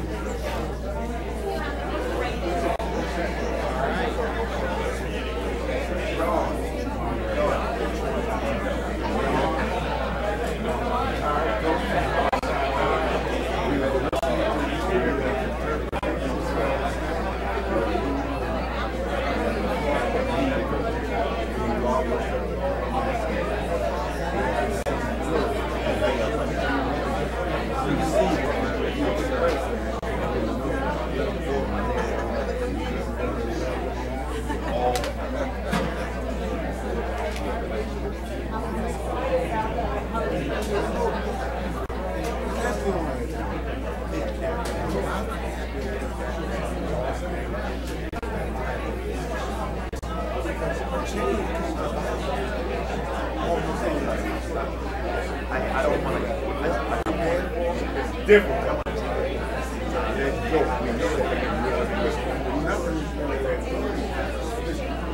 Always more street.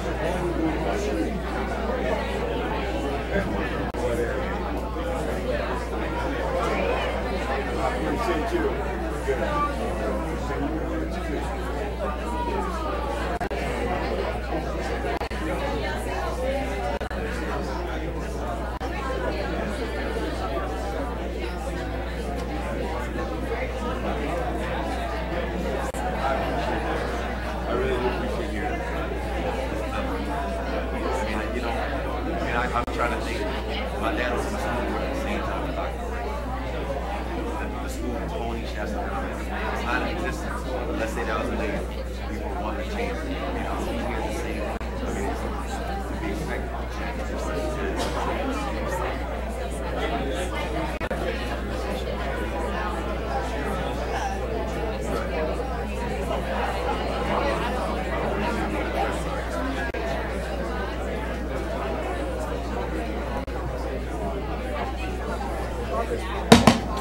All right, board members, if we could get on with our meeting.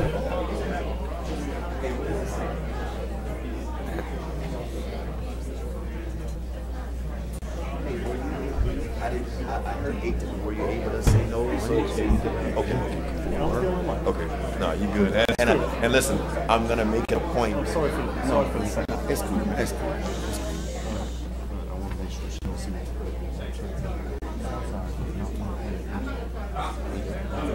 All right, ladies and gentlemen, the next item on the agenda is 4.3, approval of the 2019-2020 school calendar. Mr. Latchley. I'd like to make a motion that we approve the revised proposal calendar 5A. I'll second. All right, we have a motion by Mr. Latchley, a second by Ms. Morris to approve the 2019-2020 calendar version 5A. 5A. Ladies and gentlemen, this is now time for public comment. If you have any public comment on the motion to approve the 2019-2020 district calendar, the proposal 5A, which is currently displayed, I believe, on the big screen and on the televisions. And I'm going to highlight some of the features of calendar 5A. Students would report August 15th. Kindergarten registration would start March 6th. Graduation would be a tentative date of May 23.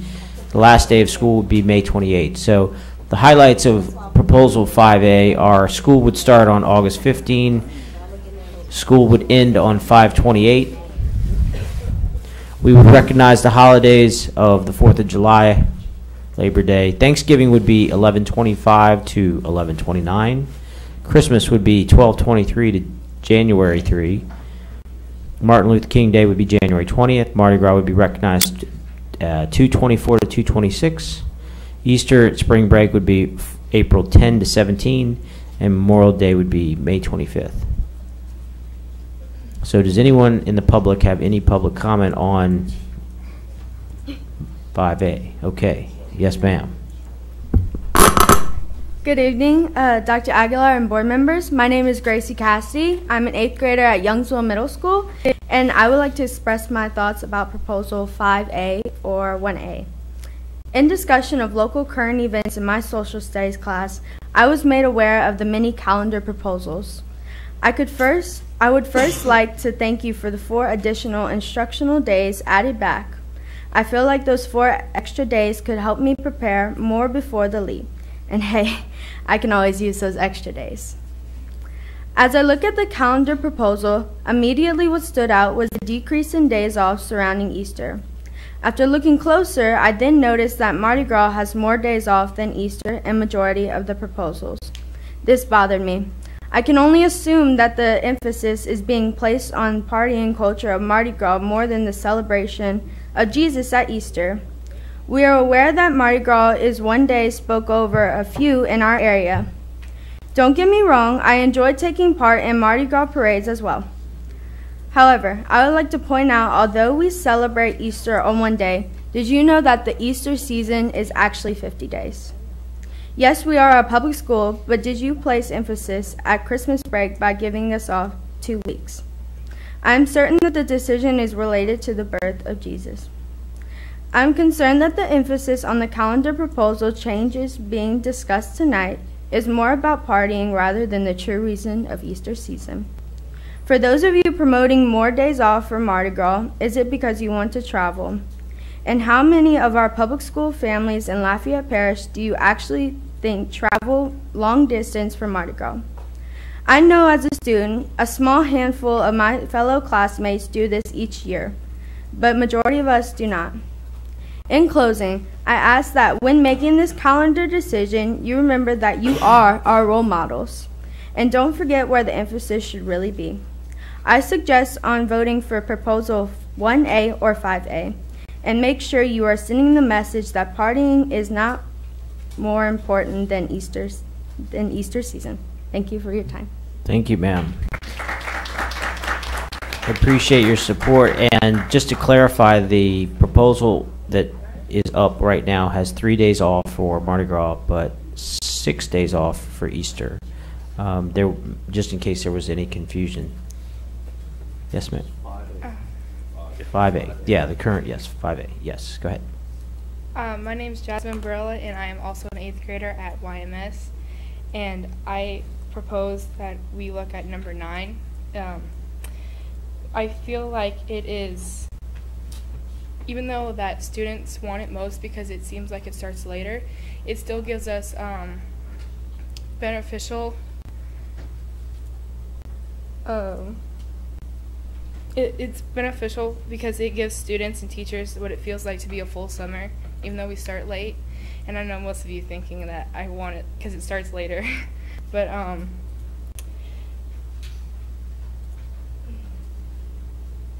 in the current calendar we have 24 holidays off. And in Proposal 9, we start September 3rd and end June 2nd. And it's possible to put the 24 holidays we have now in our current calendar and fit it into the 9th proposal, still having enough instructional minutes and days before the test. So when you vote on it tonight, I hope you consider it and hope that you think that it also affects all of Lafayette Parish students for the next 4 years. Thank you very much. Thank you.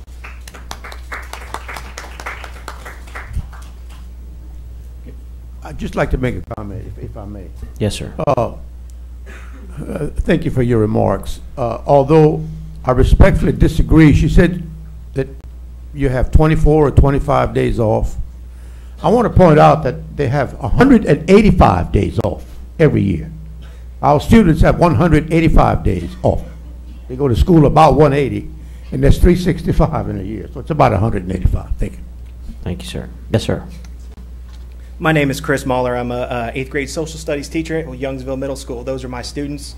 I was pinned today for LEF, but that right there, having them show up and speak means way more than this pin ever will. As a social studies teacher, when all this started happening, one of the overarching goals of LPSS and social studies is to make sure that we not only teach them about the past, about the history, but connect that to the modern day. And so what I did was, once we had all these calendar proposals, I gave them to my students and I said, you look over them. And I sent this all to the board members in an email already, but you never know what's going to come up in board comments, so I wanted it on public record. I gave it all to them. I said, you tell me what you think, because the board is taking input from Dr. Aguilar, who they asked to make these calendars. They're taking input from teachers groups, from parent groups, but we forgot the biggest stakeholders that are here, the students. And while we normally make decisions for students because they are young and we know better because we are adults, these are older students, and I believe that they have the right to be heard. And it's the one situation where they don't need the right to vote to be on equal footing with adults, because it's an open public forum. And so I sent in the calendar numbers, but I wanted to put them on the record. So out of 122 of my 156 kids that I teach voted, and 1 voted to keep the current calendar, 5 wanted proposal 1A, 4 wanted proposal number 2, 54 wanted proposal 5A, 25 wanted 6A, and 33 wanted proposal number 9. You made the proposal. We have a second to approve 5A. The data correlates with that, not just with students, but teachers, and it seems everybody else from what I've heard. Thank you. Thank you. And thank you for encouraging your students to come participate.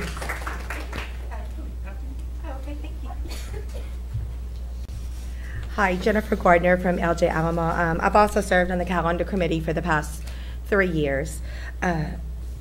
So I did my own research too, and I look at the school as not just the 182 days that the teachers are in contract, but I also am the summer school administrator. So I took that into consideration when I kind of looked at the calendars and overview.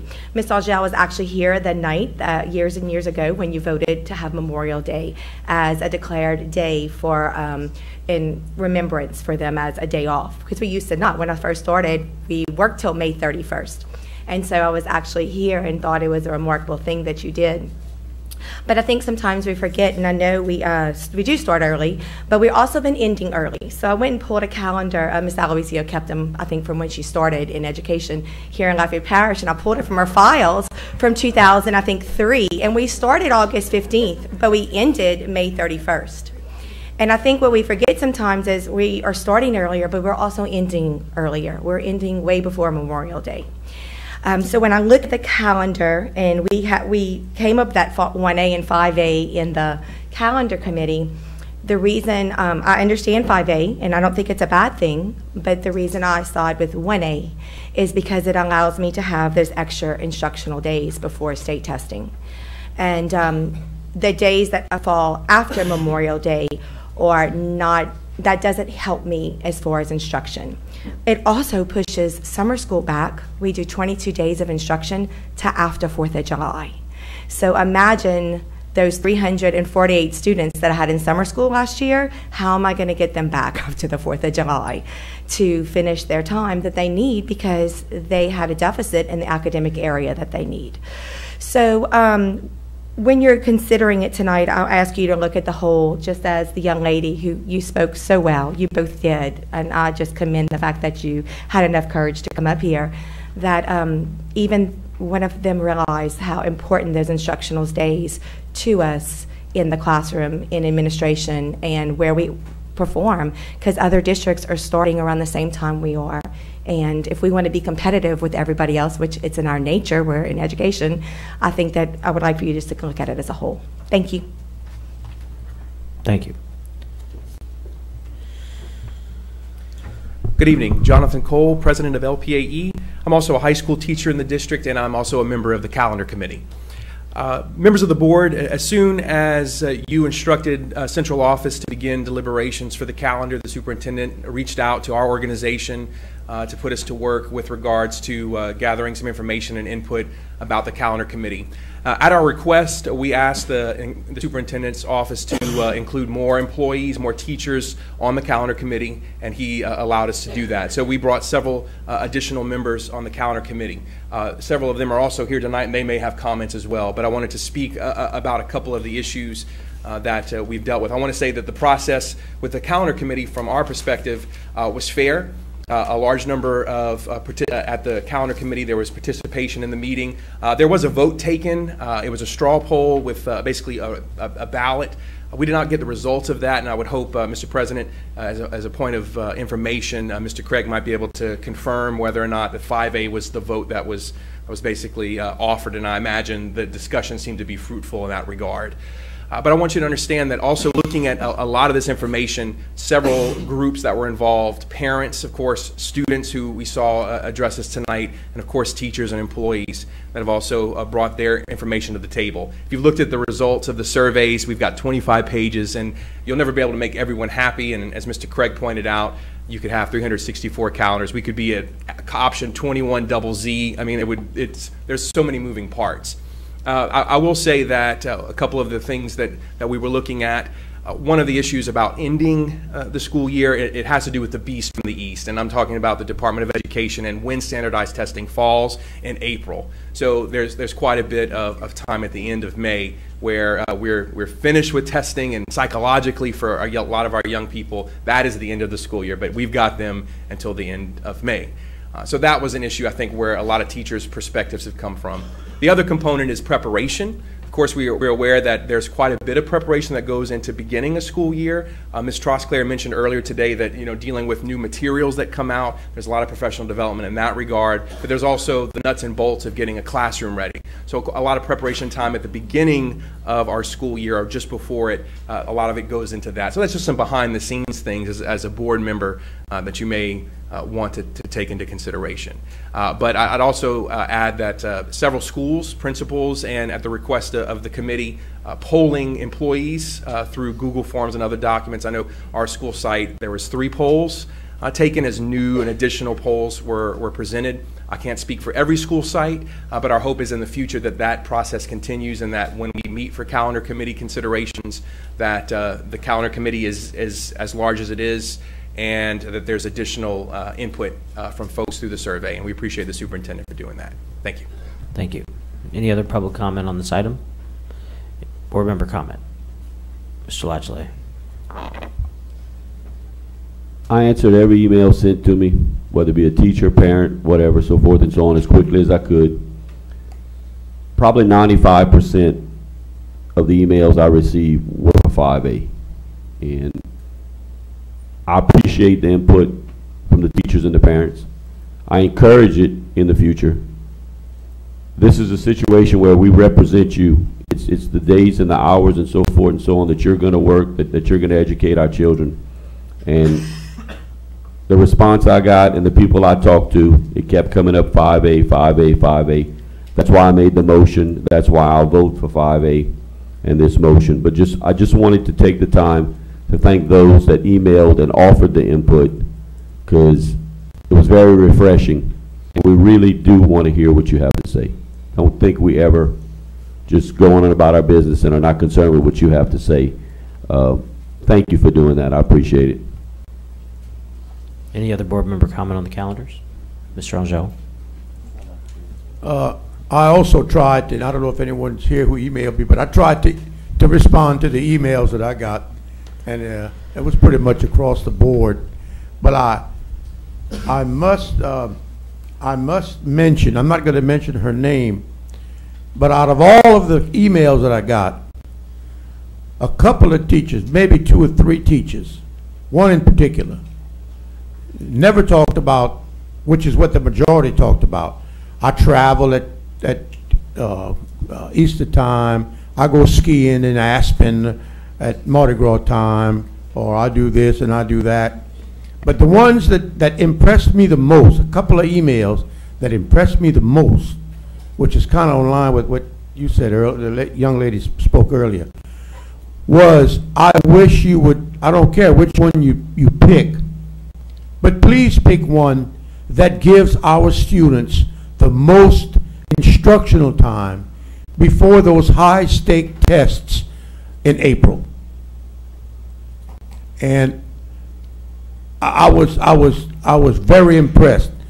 This teacher was thinking about our students, which is what we're supposed to be thinking about as well as our teachers, our personnel. But our students, I don't think, should be deprived of instructional time prior to these high-stake tests that are given in April. And I would like to see a few more days of instructional time. I'm not talking about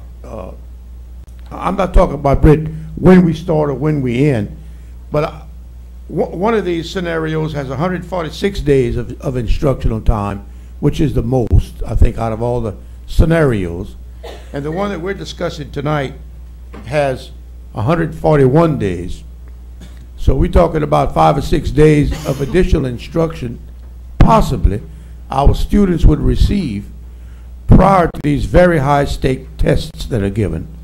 So I would certainly suggest that we add 3 or 4 days of teaching prior to these tests in April.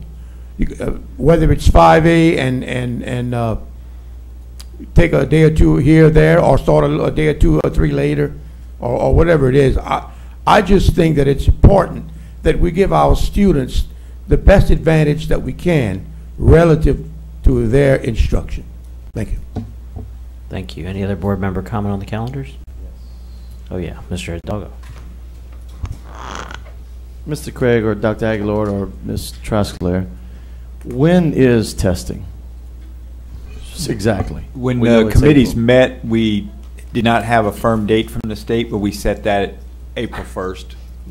So we don't know when testing is, but we have the number of instructional days. Today. No, Mr. Hood, we did get official documentation from the state that actually March 30th, is that correct? Is that March 30th is when the testing window opens? Okay. Thank you. I, like my fellow board members, received a large amount of emails, and I thank the public for that. The majority were for 5A. However, I will say that the majority from students that I received was not 5A. It was a lot closer to the bottom of the calendar. I want to say a couple of things. I want to remind the board that at its last board meeting, there was a motion that was passed that read, the board revised the 2018-19 and 2019-20 district calendars so that the district will not schedule half-day in services and direct the superintendent to present one or more alternative 2019-20 district calendars whereby the first day of school is no earlier than August 19th. Out of the 13 proposals, 5 of them fell into that category. I do not disagree with anyone about the time off. I agree with Mrs. Cassidy about her analysis about Mardi Gras, and so this solves that problem. However, the number one thing I was focused on, not for me, I don't go to school. I didn't come up with this. I heard this from teachers and parents and students, and I want to commend Mr. Centani for beating me to the punch on this item. But the idea of when school starts is way too early. And if you may remember that I wanted to see calendars with proposals starting after Labor Day, so we can come up with some compromise. Which of the 13, one of them fit into that mold.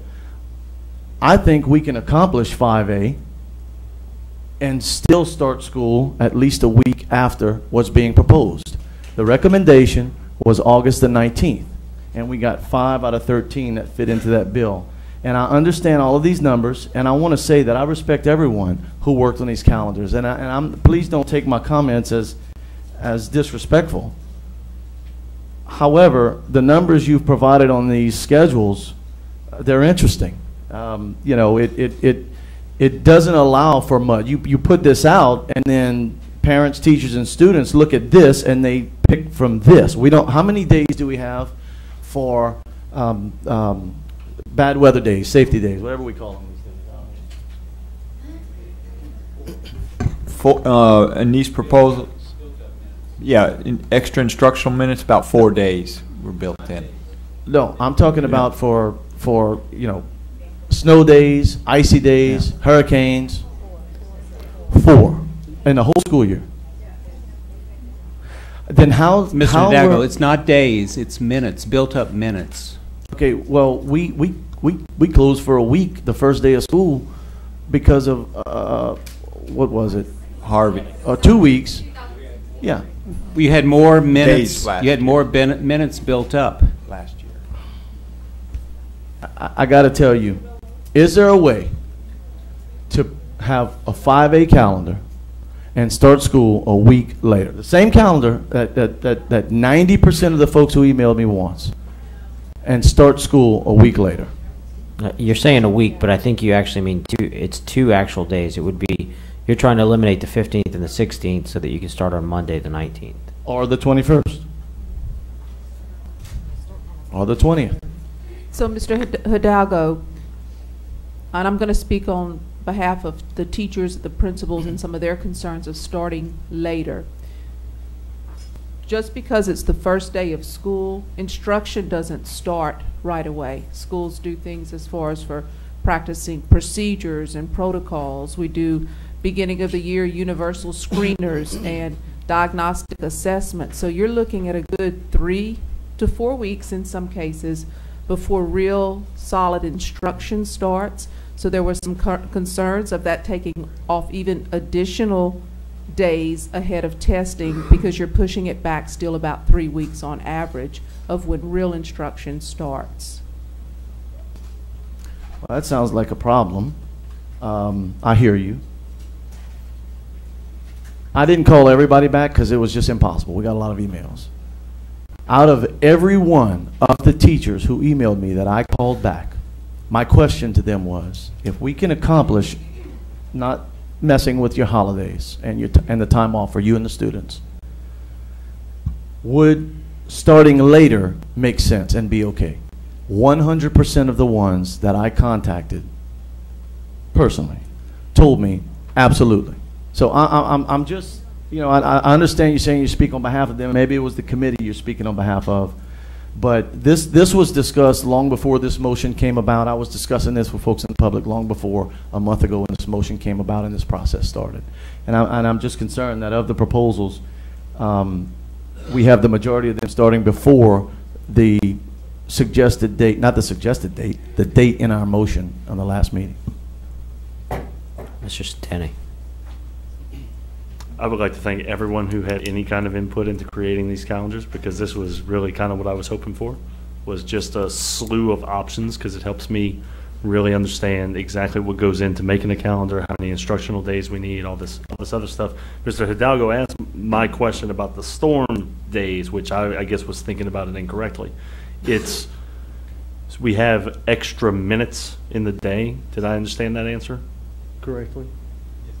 Okay, so if we have extra minutes in the day, are we using how many equivalent days before testing is that? Because I mean, we're measuring days before testing at 141, but obviously if we don't have a storm and we go to 141 days, is this equivalent to an extra 15%, 10%, 5%? Y'all get what I'm saying here? Like, how many instructional minutes is 141 days?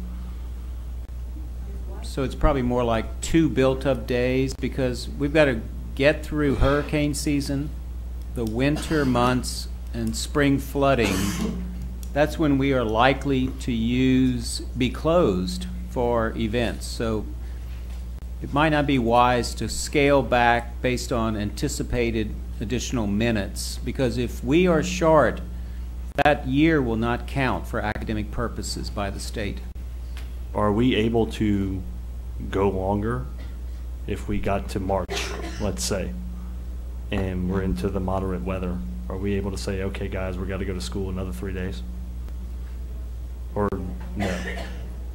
If you would get in a position where you used up your excessive instructional minutes, yeah, potentially you'd have to make those days up at the end in May, early June. Then, so you meet the requirement of the state. The problem is you're making up those days after state testing. So in terms of competing against the other districts, you're adding that time after state testing. So in August of 2016, I'm going to try to make Mr. Hidalgo's point. In August of 2016, we went to school on August 11th. August 12th, the flooding hit. We did not go back to school until August 22nd, if memory serves. Is that roughly what everybody thinks? We were out for a week, or were we out for 2 weeks? 1 week. 1 week. All right. So that was 1, 2, 3, 4, 5, 6 instructional days. Now, I know we shifted parent-teacher conferences, and I think maybe did we cut the fall break, or did we not cut the fall break that year? Because I know we didn't change the ending date of school. So that year we had built an equivalent of 7 extra instructional days into the calendar. These proposals have 4 extra days of instructional minutes, the equivalent of 4 extra days. We started on August 11th that year.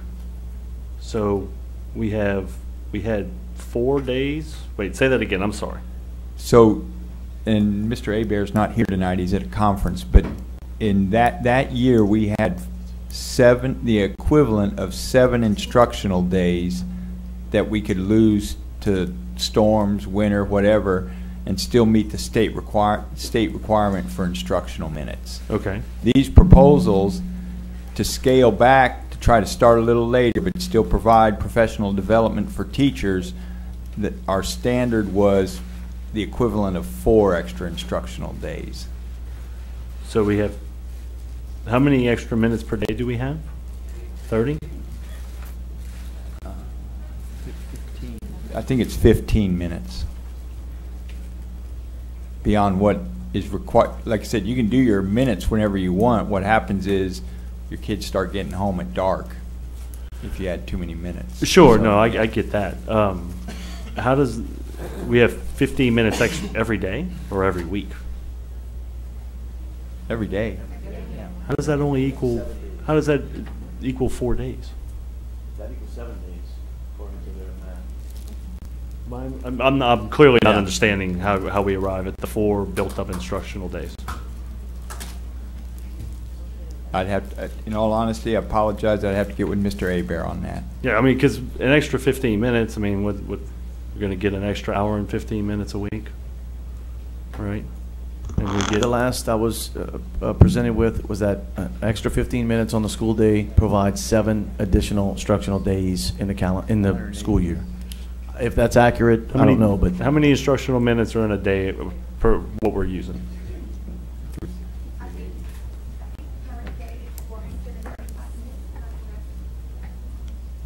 But that's including lunch. Yeah, so you'd have to take out the, yeah, that's transition and lunch. And I was going to say 380. Yeah. 385, Miss Allowis show. does that include or not include the 15 minutes?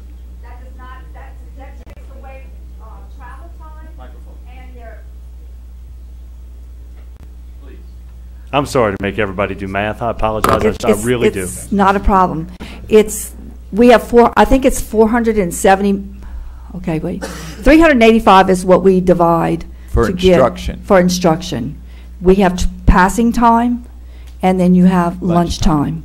In elementary school, the lunch time is a little shorter, and they have recess and lunch. So depending on which grade configuration you're talking, I'm trying to address all 3 grade levels, because high schoolers don't have recess. They just have that lunch time, but they have traveling time.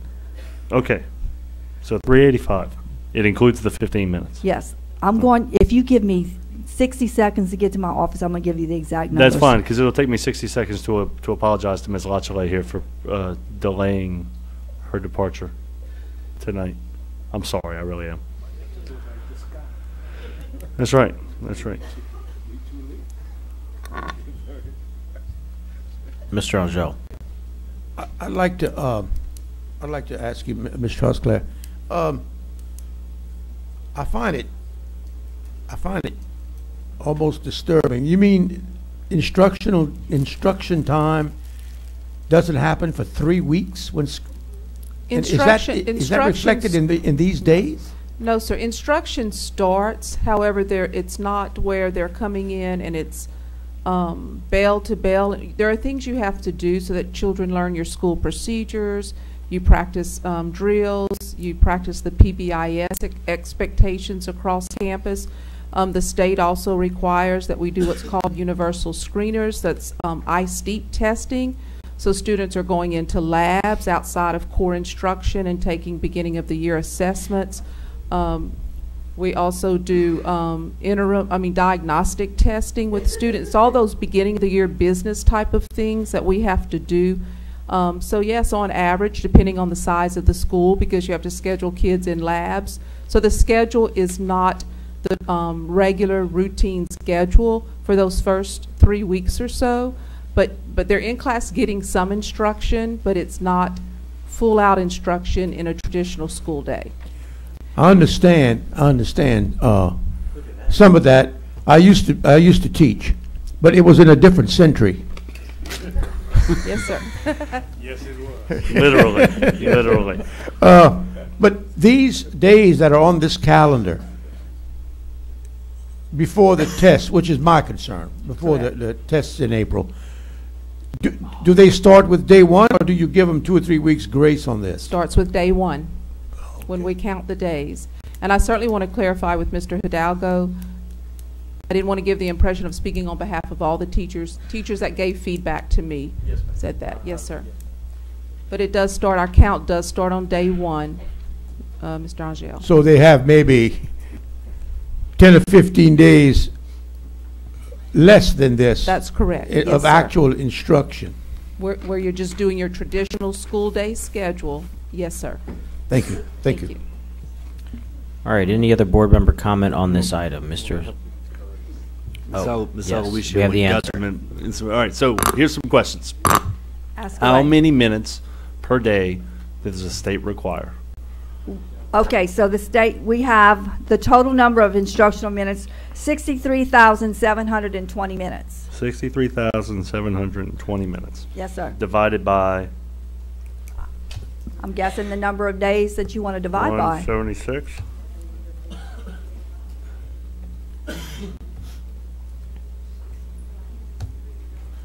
So that gives divide that number by 176 gives me 362 minutes a day. So that's going to be our baseline. Okay. And I promise I'm trying to use 5A to have all the same features and just start a few days later.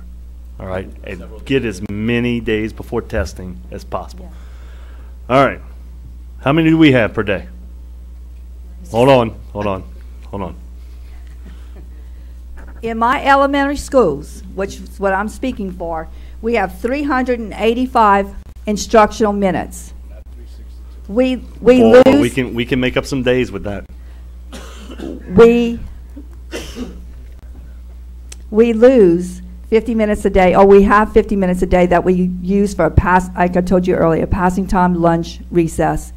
But that doesn't come out of that 385. No, You're there no. for more than 385. Because we're there then more than, yes, right? that's Yeah. exactly You're right. in class for 385. Yes, sir. I don't care about lunch and recess and all that stuff. I want to know what we in the classroom for. 385. 385, and that's at all levels. As far as I know, we did that several years ago. We had some discrepancies in the time of the school days. And so I don't remember exactly what year it was, but then we fixed that so that all schools, all teachers are teaching the same identical scheduled times. Yes, that's been done. 362. Ooh, it's almost 10 days. That 20 minutes is almost 10 days at 362 minutes.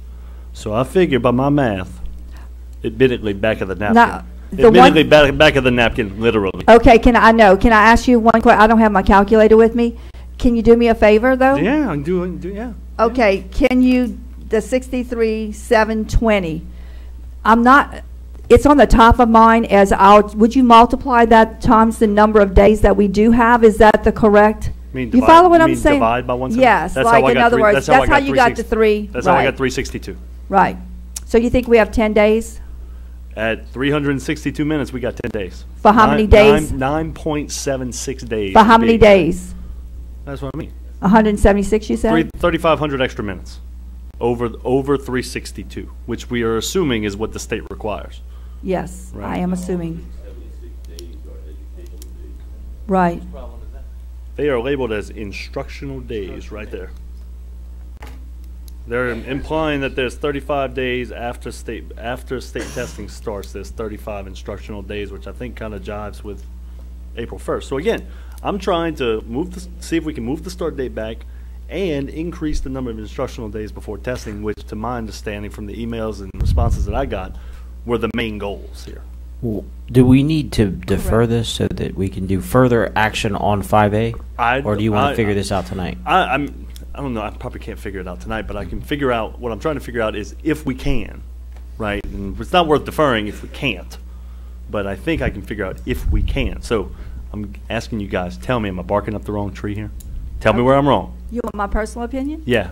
Okay, so. That's fine if you tell me I'm barking up the wrong tree. It's all right. Okay, so basically what our goal is to, or for our kiddos to be successful on Absolutely. testing, and that is our number. I want you to know that's our number one goal. We want everybody to learn. So for a curriculum to be taught prior to testing, I'm just saying for prior to testing, we need as many days as possible.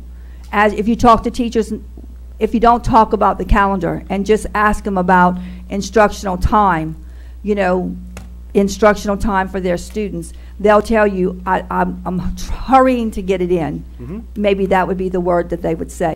So when we looked at all of those calendars, because I too was on the committee, when we looked at all of the calendars, it's the days prior to testing. And the one thing that I want to say is the state's not changing the day because we want to change the starting of our school. And I feel, this is my opinion now, I feel like we might be at a disadvantage with our children because everyone else starts at the same time that we do. And I believe that instruction and days before testing is paramount. It's my most important thing for the schools to grow. So we have 85% of our instructional minutes before state testing. I didn't do the math. I'm trusting. I'm telling you. Oh, okay. I'm telling you. I'm like, trusting you doing it right. We do. Okay. Which would be a little misleading if we divided the number of instructional days before testing by the total instructional days, because we actually have more minutes than days, right? If I'm clear. Like we actually get more instructional days by the definition of an instructional day by minutes than just counting days on the calendar, which was my whole point in bringing up that extra 9.7. Okay. So I will say this, because it impacts the start of school, and I think we do have at least until I think we can wait another month and say, okay, let's eliminate. I don't think we can do past the 19th, because by my math, we have 54,285 minutes, which is 385 times 141. If you say so, I'm because telling I don't have a calculator in front of me. I'm not like. Yeah, I know. I'm like You're not I'm trying like to a see. teacher, Yeah, I right? get I'm it. telling you, here's the And answer the is. one thing that I want to do is make sure that I have the right total number of minutes. That's not our total number of minutes. It's what the state requires. I'm saying 362 is an instructional day, but I'd bet you $10 that we off a little bit and it's 360. 362 is a very weird number, right? Yeah. I bet you it's 360 minutes. I bet you it's 6 hours of instruction every day. I guess, as Mr. Knezik said, if you maybe limit it down to 1A and 5A, I could get with Mr. Abear. I could give you the exact calculation of minutes of instruction. Ms. Alawisho's right. About 6 years ago, the previous administration, we had elementary schools actually working a longer day than the high schools. And so what happened, and that's what causes some problems in HR, that superintendent had us align the work day for elementary, middle, and high school. And I think that's when the middle schools And got pushed back to start so much later, because it became a transportation thing. And then when we started cutting transportation to make the 3 times. That was I mean, I know when I first started at Alamo, we got out at 3:35, and then the time was moved to 3:50. Yep. It was 20 minutes added to our day. I think the high schools went from 2:34 to 2:40, something like that. So because the 3 different levels were working different lengths of days. So let me ask you guys this. A simple nod is 1A and 5A. These are by far and away the most popular options that you guys heard about. It was for me. I'm sure we all got the same emails, right? I'd offer a substitute motion that the board eliminate proposals, all but proposals 1A and 5A from consideration, and ask the superintendent to express all of these days in instructional minutes, including what is required by the state and when state testing begins. And I apologize, Ms. Dorothy, for not telling you this beforehand. I couldn't know.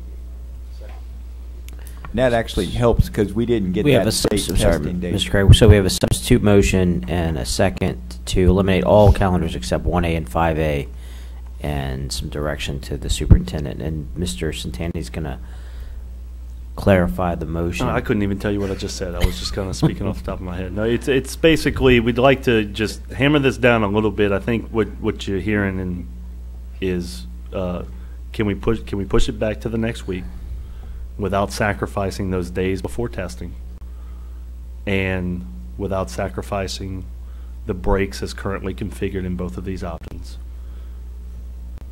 And it wouldn't hurt to have attendance rates on these optional in-service days, because I've certainly had a few teachers tell me that 6 is superfluous. So if they're not getting anything out of it, then let's teach. Okay, hold on a second. So we have a motion, a substitute motion with a second. to eliminate all calendars except 1A and 5A with some other direction to the superintendent. So at this point, I'd like to open it up for any public comment. Do you have any public comment on the elimination of all options except 1A and 5A with some other direction to the superintendent? And Mr. Centani is going to clarify that direction.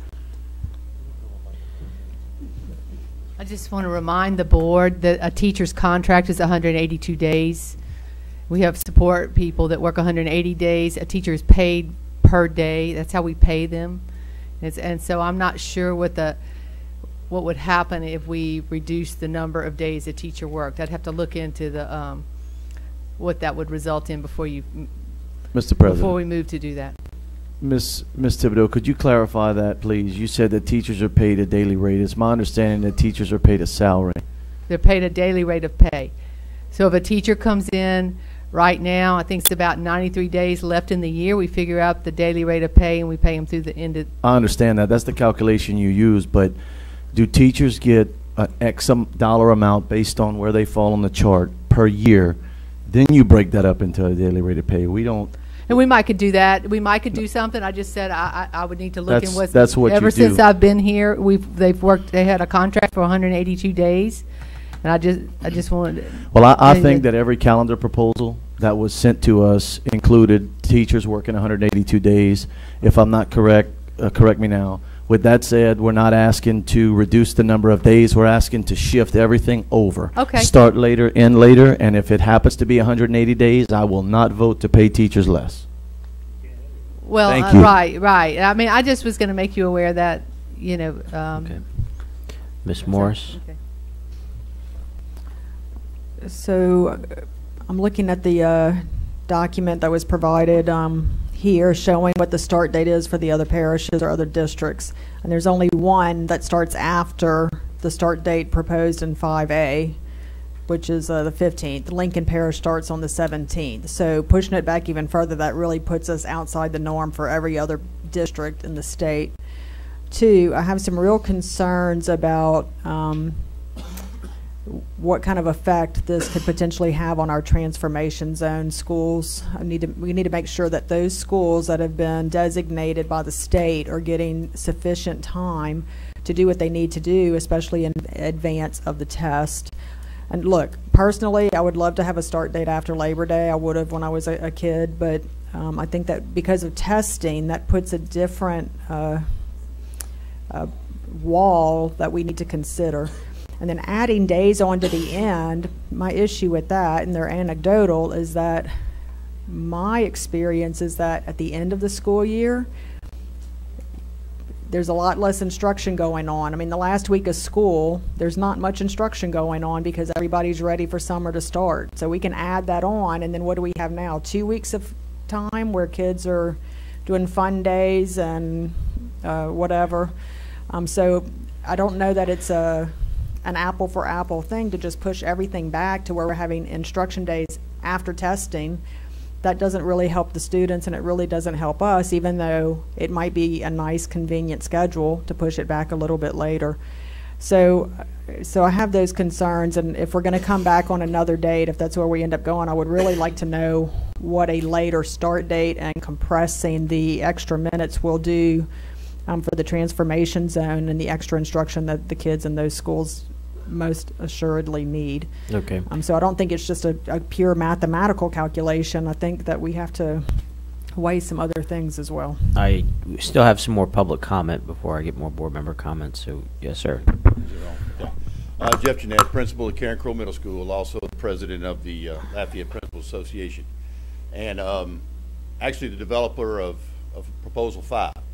And I'm speaking in favor of the deferment, if so, because when I developed 5, it was in conjunction with some other people I was speaking with, and it was number one, it was a compromise of moving the start date back a week, but also maintaining the Thanksgiving and Easter break as it is now, reducing Mardi Gras, which we did not feel that it was, 5 days was needed for that. Plus, those are 2 extra instructional days prior to testing. Teachers do work 182 days. They teach 171 days or 176 days in some of the proposed calendars. But I can assure you that those days are not from, 7 to 4 or 8 to 5 or whatever it may be. They work countless time outside of school. Students are required to do work outside of school in order to prepare. We are challenging our teachers and our students at higher levels than ever before. And so burnout is a problem. So to have a full Thanksgiving, to have that Easter break prior to the end, to get ready and prepared for testing is very important. I want to add on to what Ms. Trosclair had said. Aside from the beginning of the year testing and the diagnostic testing and the PBIS procedures and those things that we go through, it is also important that there is documented and research-based proof of what's called summer learning loss. Okay, that over the course of a summer, students lose, or they do not fail to retain information and knowledge from the year before. Okay, it is prevalent more in math than it is in ELA because, or in reading, I should say, because of course reading and having books and so forth available, libraries, those things are more available, I should say. Math resources during the summer are not as available. It has a greater impact on lower socioeconomic families, and we see greater loss during the summer months in the research. So when you talk about starting later, of course, with all the diagnostic testing and the research and the procedures and so forth, we have to do the reteaching, okay? And so we do the reteaching in order to kind of catch our students back up, to refresh their memories, to get them back re-engaged so that they're ready for the new year's curriculum, which is already going to be challenging. Throughout the year, also, I would ask that as you defer and think about this, that when you talk about instructional days, that not all of our days are instruction. Because during the course of the year, we have progress monitoring testing for our at-risk students or our 504 students or our special needs students. So that takes instructional time. We have universal screening that must be done throughout the course of the year, in the middle of the year, and we have to have that done, and so that takes away a day or possibly 2 days because it's ELA and math, so it's usually 2 days of instruction there from the classes. Then you throw in some of our most reverent ceremonies, which we have, are Veterans Day programs, which all of our schools take great pride in producing those. Black History programs, which we take great pride in producing and holding those. And it is not a full day, but it does take instructional time out. Not to mention if you have pep rallies and so forth, and our leadership has actually encouraged us to monitor and review over our schedules in order to reduce those. Okay, I know personally myself, I am very cognizant of that, and the only 2 school-wide assemblies we have are those. We do have synergy assemblies through the leader and me, and those do take time, but we do those by grade level. But again, that does impact instructional time. It's a celebration of students' achievements regarding our wildly important goals. So as we move forward, and again, I am in favor of the defer, I do ask you to please consider those things when you think about moving the days backwards. Okay, when we talked about August 15th and coming up with that and ending a little later in May, it seemed like a rational and reasonable proposal that was supported. Obviously, the teachers really embraced it and they jumped on it, okay, when it was developed. I also, as a principal, have to consider the amount of instructional days before, which is 1A, and that was part of the discussions in the committee that day. And it does offer the optimal number of days at 146. So I just ask that you please consider those things, and hopefully you will defer as we move forward, and that'll be part of those discussions for the future. Thank you. Thank you. Ms. Gardner. I just have one question, Mrs. Santani. Could you review what you said, because it's just changed so many times, about... I said a lot of things. I know you did, and the math was just really going. So real quick, you want to move to the 19th. Yes. Yes, I got that. And were you looking at adjusting the holidays, or, because you said, Not adjusting anything. well, you said days, or do you mean minutes? No, I mean just start on the 19th. But Same calendar. Start not on the start 19th. ending later, not taking any holidays. So really just adjusting the start time with basically no bank time, or a minimal amount of bank time. Excuse me, I'm sorry. It's okay. It's the sweater. It's all good. My point was that we have far more minutes than we think we do based on the information presented here. Right, and I agree. I just did the math. The number I said was, based on this particular calendar, if there are 141 instructional days before testing, there would be 54,285 instructional minutes before testing, which is 85% of what is required by the state. Yes, 63,720. That's right. But if we take this to the conclusion, we're going to see that we're missing 30 out of the 176. So what's that going to end up being? It's going to be an extra 16%, right? Mm-hmm. So we're actually having far more instructional minutes per year than the state requires, with the additional instructional minutes over what the state requires being entirely after testing. So we are literally not, from what I'm hearing here, the most important thing is let's teach before testing. Let's make sure the kids learn, and let's make use of that time. We are having to watch, I know my kids watch a lot of movies in May in elementary school. And so they're watching a lot of movies with those extra minutes. And so everybody's working, and everybody's at school, and it's not before testing. It's at the end, right? So I'm just saying, if we're going to waste them, let's waste them. Let's not go to school. Okay. Okay, I need to end. But you want to waste them before testing. No. Waste them after testing. We are wasting them after testing. That's my point. So let's not waste get them. back. So I'm gonna. That's So what- public so comment move- is move- move the over. ending of I'm gonna school read up. myself. So now I have Leave board the member start where comment, it's at. and I'm gonna try to. So, Mr. Hidalgo has something to say now that it's board member comment. Yeah. Yes. So it appears that we have over 4,000 instructional minutes more than the state requires. Let me ask an out of the box question here. Is it possible to have a school schedule prior to testing different than a school schedule after testing? Time-wise. I mean, look, here's the deal. We're talking about we're doing nothing after April. That's what I'm hearing. We're doing nothing after April. So why doesn't school end on April 15th? Well, because we wouldn't have enough instructional time. We can lengthen the day. Get all the instructional time in, and end school early. I mean, you know, we can't have our cake and eat it too here. We're doing nothing for the last month of school, but let's keep the last month of school. I appreciate that we're going to debate all the options on the calendars, but right now we should just be talking about, are we going to defer this or not? Because that's what the motion is. Eliminate options and talk about the rest later. So can we talk about eliminating options as a board? Does anybody have any other comment on Mr. Santani's motion? I can't read it because it's not on the board right now. But the motion was to eliminate all options other than 1A and 5A with some other directions to the student.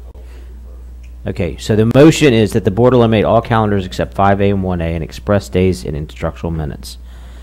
That's what we're going to talk about as a board. Does anybody have any comment on that, or can we vote on that? I have a comment. Yes, sir. Could we have not asked all of this to take place when the committee was meeting instead of waiting till it got here tonight? That's just my,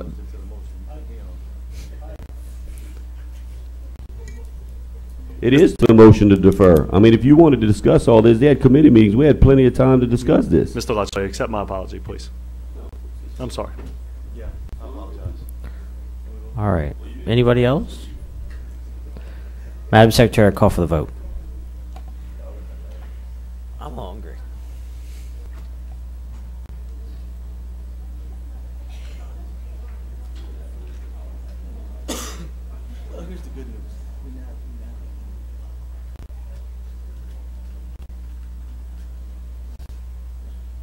Well, Mr. Angel? While waiting for the vote, I just want to ask my fellow board members and the staff to really, let's really think about trying to give our students as many instructional days prior to the test so we can.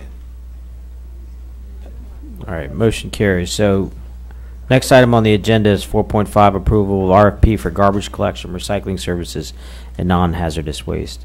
I asked to pull this item. I just have a few questions before we vote on the approval of the RFP. And Mr. Guidry, I could probably ask you.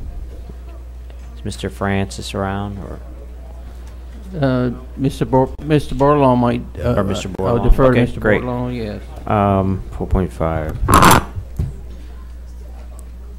So my first question, this is a 5-year contract, because I believe the previous was 1 year with 5 option years. Is that correct? It was 1 year with an option to renew for 4 years, 4 additional 1-year increments. Okay, but this is a solid 5-year contract. Yes, sir. That was the request. Great. Yes, thank you. I noticed that you only require a firm price for the first year. And is that to accommodate for, the only thing I could think of would be potential fuel changes, or? The attachments reflect that we are asking for a price per year. If you look at the attachments where they have to fill in the prices for each year of the 5-year term. Okay. So, well, the language says prices shall be firm through the first year of contract. Requests for any proposed price change after the first year must be submitted along with supporting documentation. So that's my question, is it seems like it's a little contradictory. You're asking them for prices for 5 years. You're holding them firm for 1 year, and if they want to change their the out years, you're asking them to submit documentation to validate. And my question is, how do you do that? What is your criteria for that? We've done it that way on the past contracts. Fortunately, no one has, that I can recall, no one has ever asked for an increase. But we understand that there's the possibility that price of fuel could drop to 50 cents a gallon, or it could skyrocket to $5 a gallon. So we are building something in there that if they do want to request an extra, that there's a mechanism in there that allows them to be able to request it.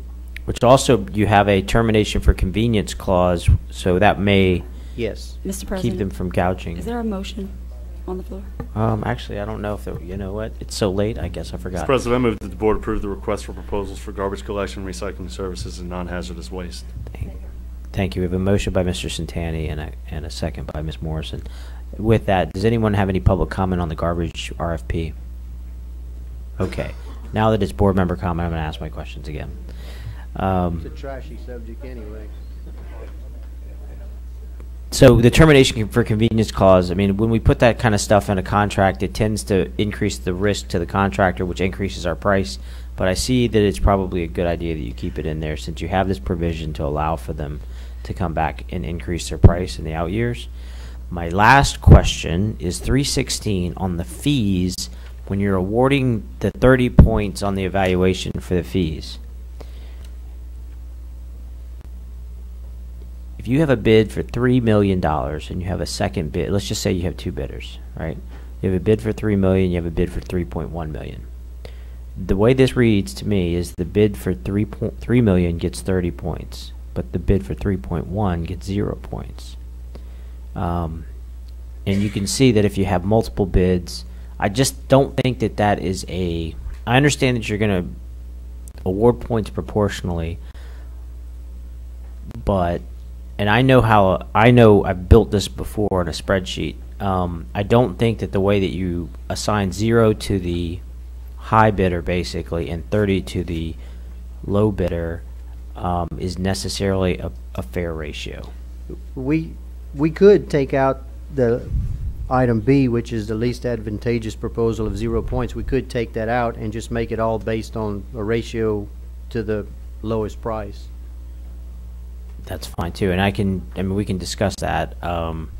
So my request for the motion maker would be to eliminate 3.1.6 Bravo. So moved. Okay. So can we modify the motion so that it says to approve this, but to eliminate 3.1.6 Bravo B? Then with that, I'm done.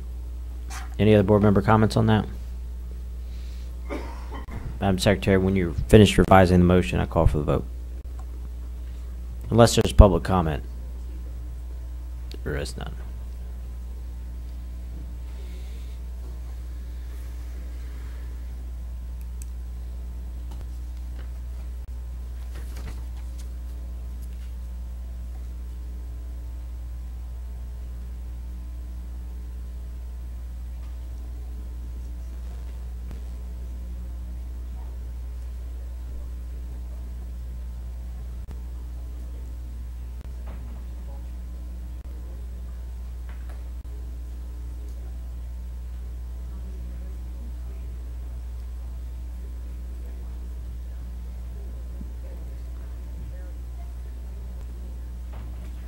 And Dr. Chasson's not here. You can mark him absent. Mr. Hidalgo's not here either. Yep.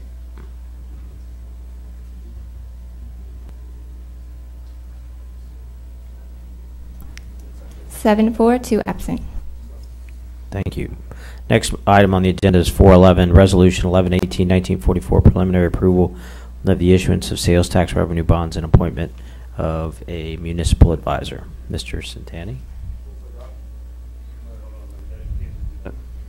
Mr. President, I move that the Board approves Resolution 1118-1944, providing for the incurring of debt and issuance of $25 million sales tax revenue bonds and the appointment of Argent Institutional Services as the municipal advisor.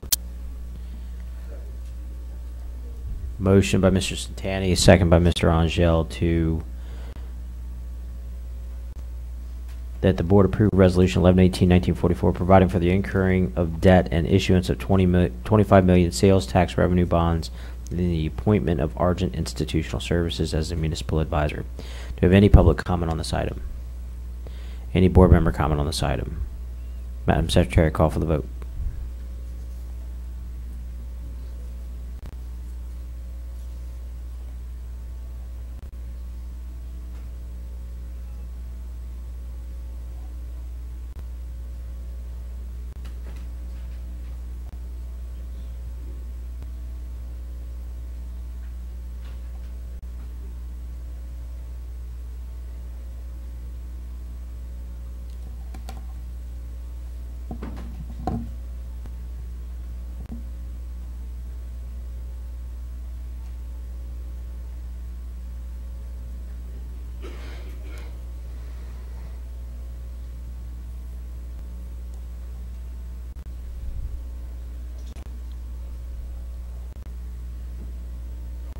Seven for, none against. All right, last item on the agenda for tonight is a revision to policy. It's 422, revision to policy JCDAF, bullying and hazing. Mr. President, I'll make a motion to approve the proposed revisions to policy JCDAF, bullying and hazing. Second. We have a motion by Ms. Morris, second by Ms. Morrison, to approve the policy revision to JCDAF for bullying and hazing. Do you have any public comment on this motion to accept the revisions of this policy? Any board member comment? Yes, sir, Mr. President. I pulled this item just to make a comment to staff. It's a very thorough policy, but if you look at Section 3 on the first page, when it talks about what the pattern of behavior is, and it says that it has to have the effect of and lists several things, including, for instance, placing the student in reasonable fear of damage, or must be sufficiently severe, persistent, or pervasive enough to create certain things, interfering with the student's performance. And as I read through this, it occurred to me that this is very tricky language here, and we need to be very careful about who it is that's making this determination. In the legal field, we have what we call eggshell plaintiffs. They're a little more sensitive to pain or injury or suffering. I think that's going to be true with some of our students, where there may be things occurring or happening to that student that they perceive at a much more elevated manner than other students would. So if we have someone evaluating this and they're saying, well, we don't think that's pervasive enough because that's not what normal people would perceive from that. So I think that we just have to be careful when we're assessing this under this bullying policy to understand that we can't expect every student to have the same perception or feeling about events that are occurring to them in school. So there needs to be some subjectivity here, but and I'm not sure I don't know who's going to be making this decision about whether it is severe enough or persistent enough or pervasive enough that it interferes with the student's performance, because it's just one of those areas that's real sensitive. So I wanted to draw that particular language to staff's attention so that when these events do come up, we don't have somebody saying, oh, well, that kid's just sensitive. If this isn't bullying, well, the fact that that kid's sensitive puts them into what I would call that eggshell kind of claimant position. And just because they're sensitive doesn't make it bullying any less than more obvious type bullying. So I think that's just one of those real sensitive areas that we need to be aware of. So that's all I wanted to say. Okay. Any other board member comment? Madam Secretary, call for the vote.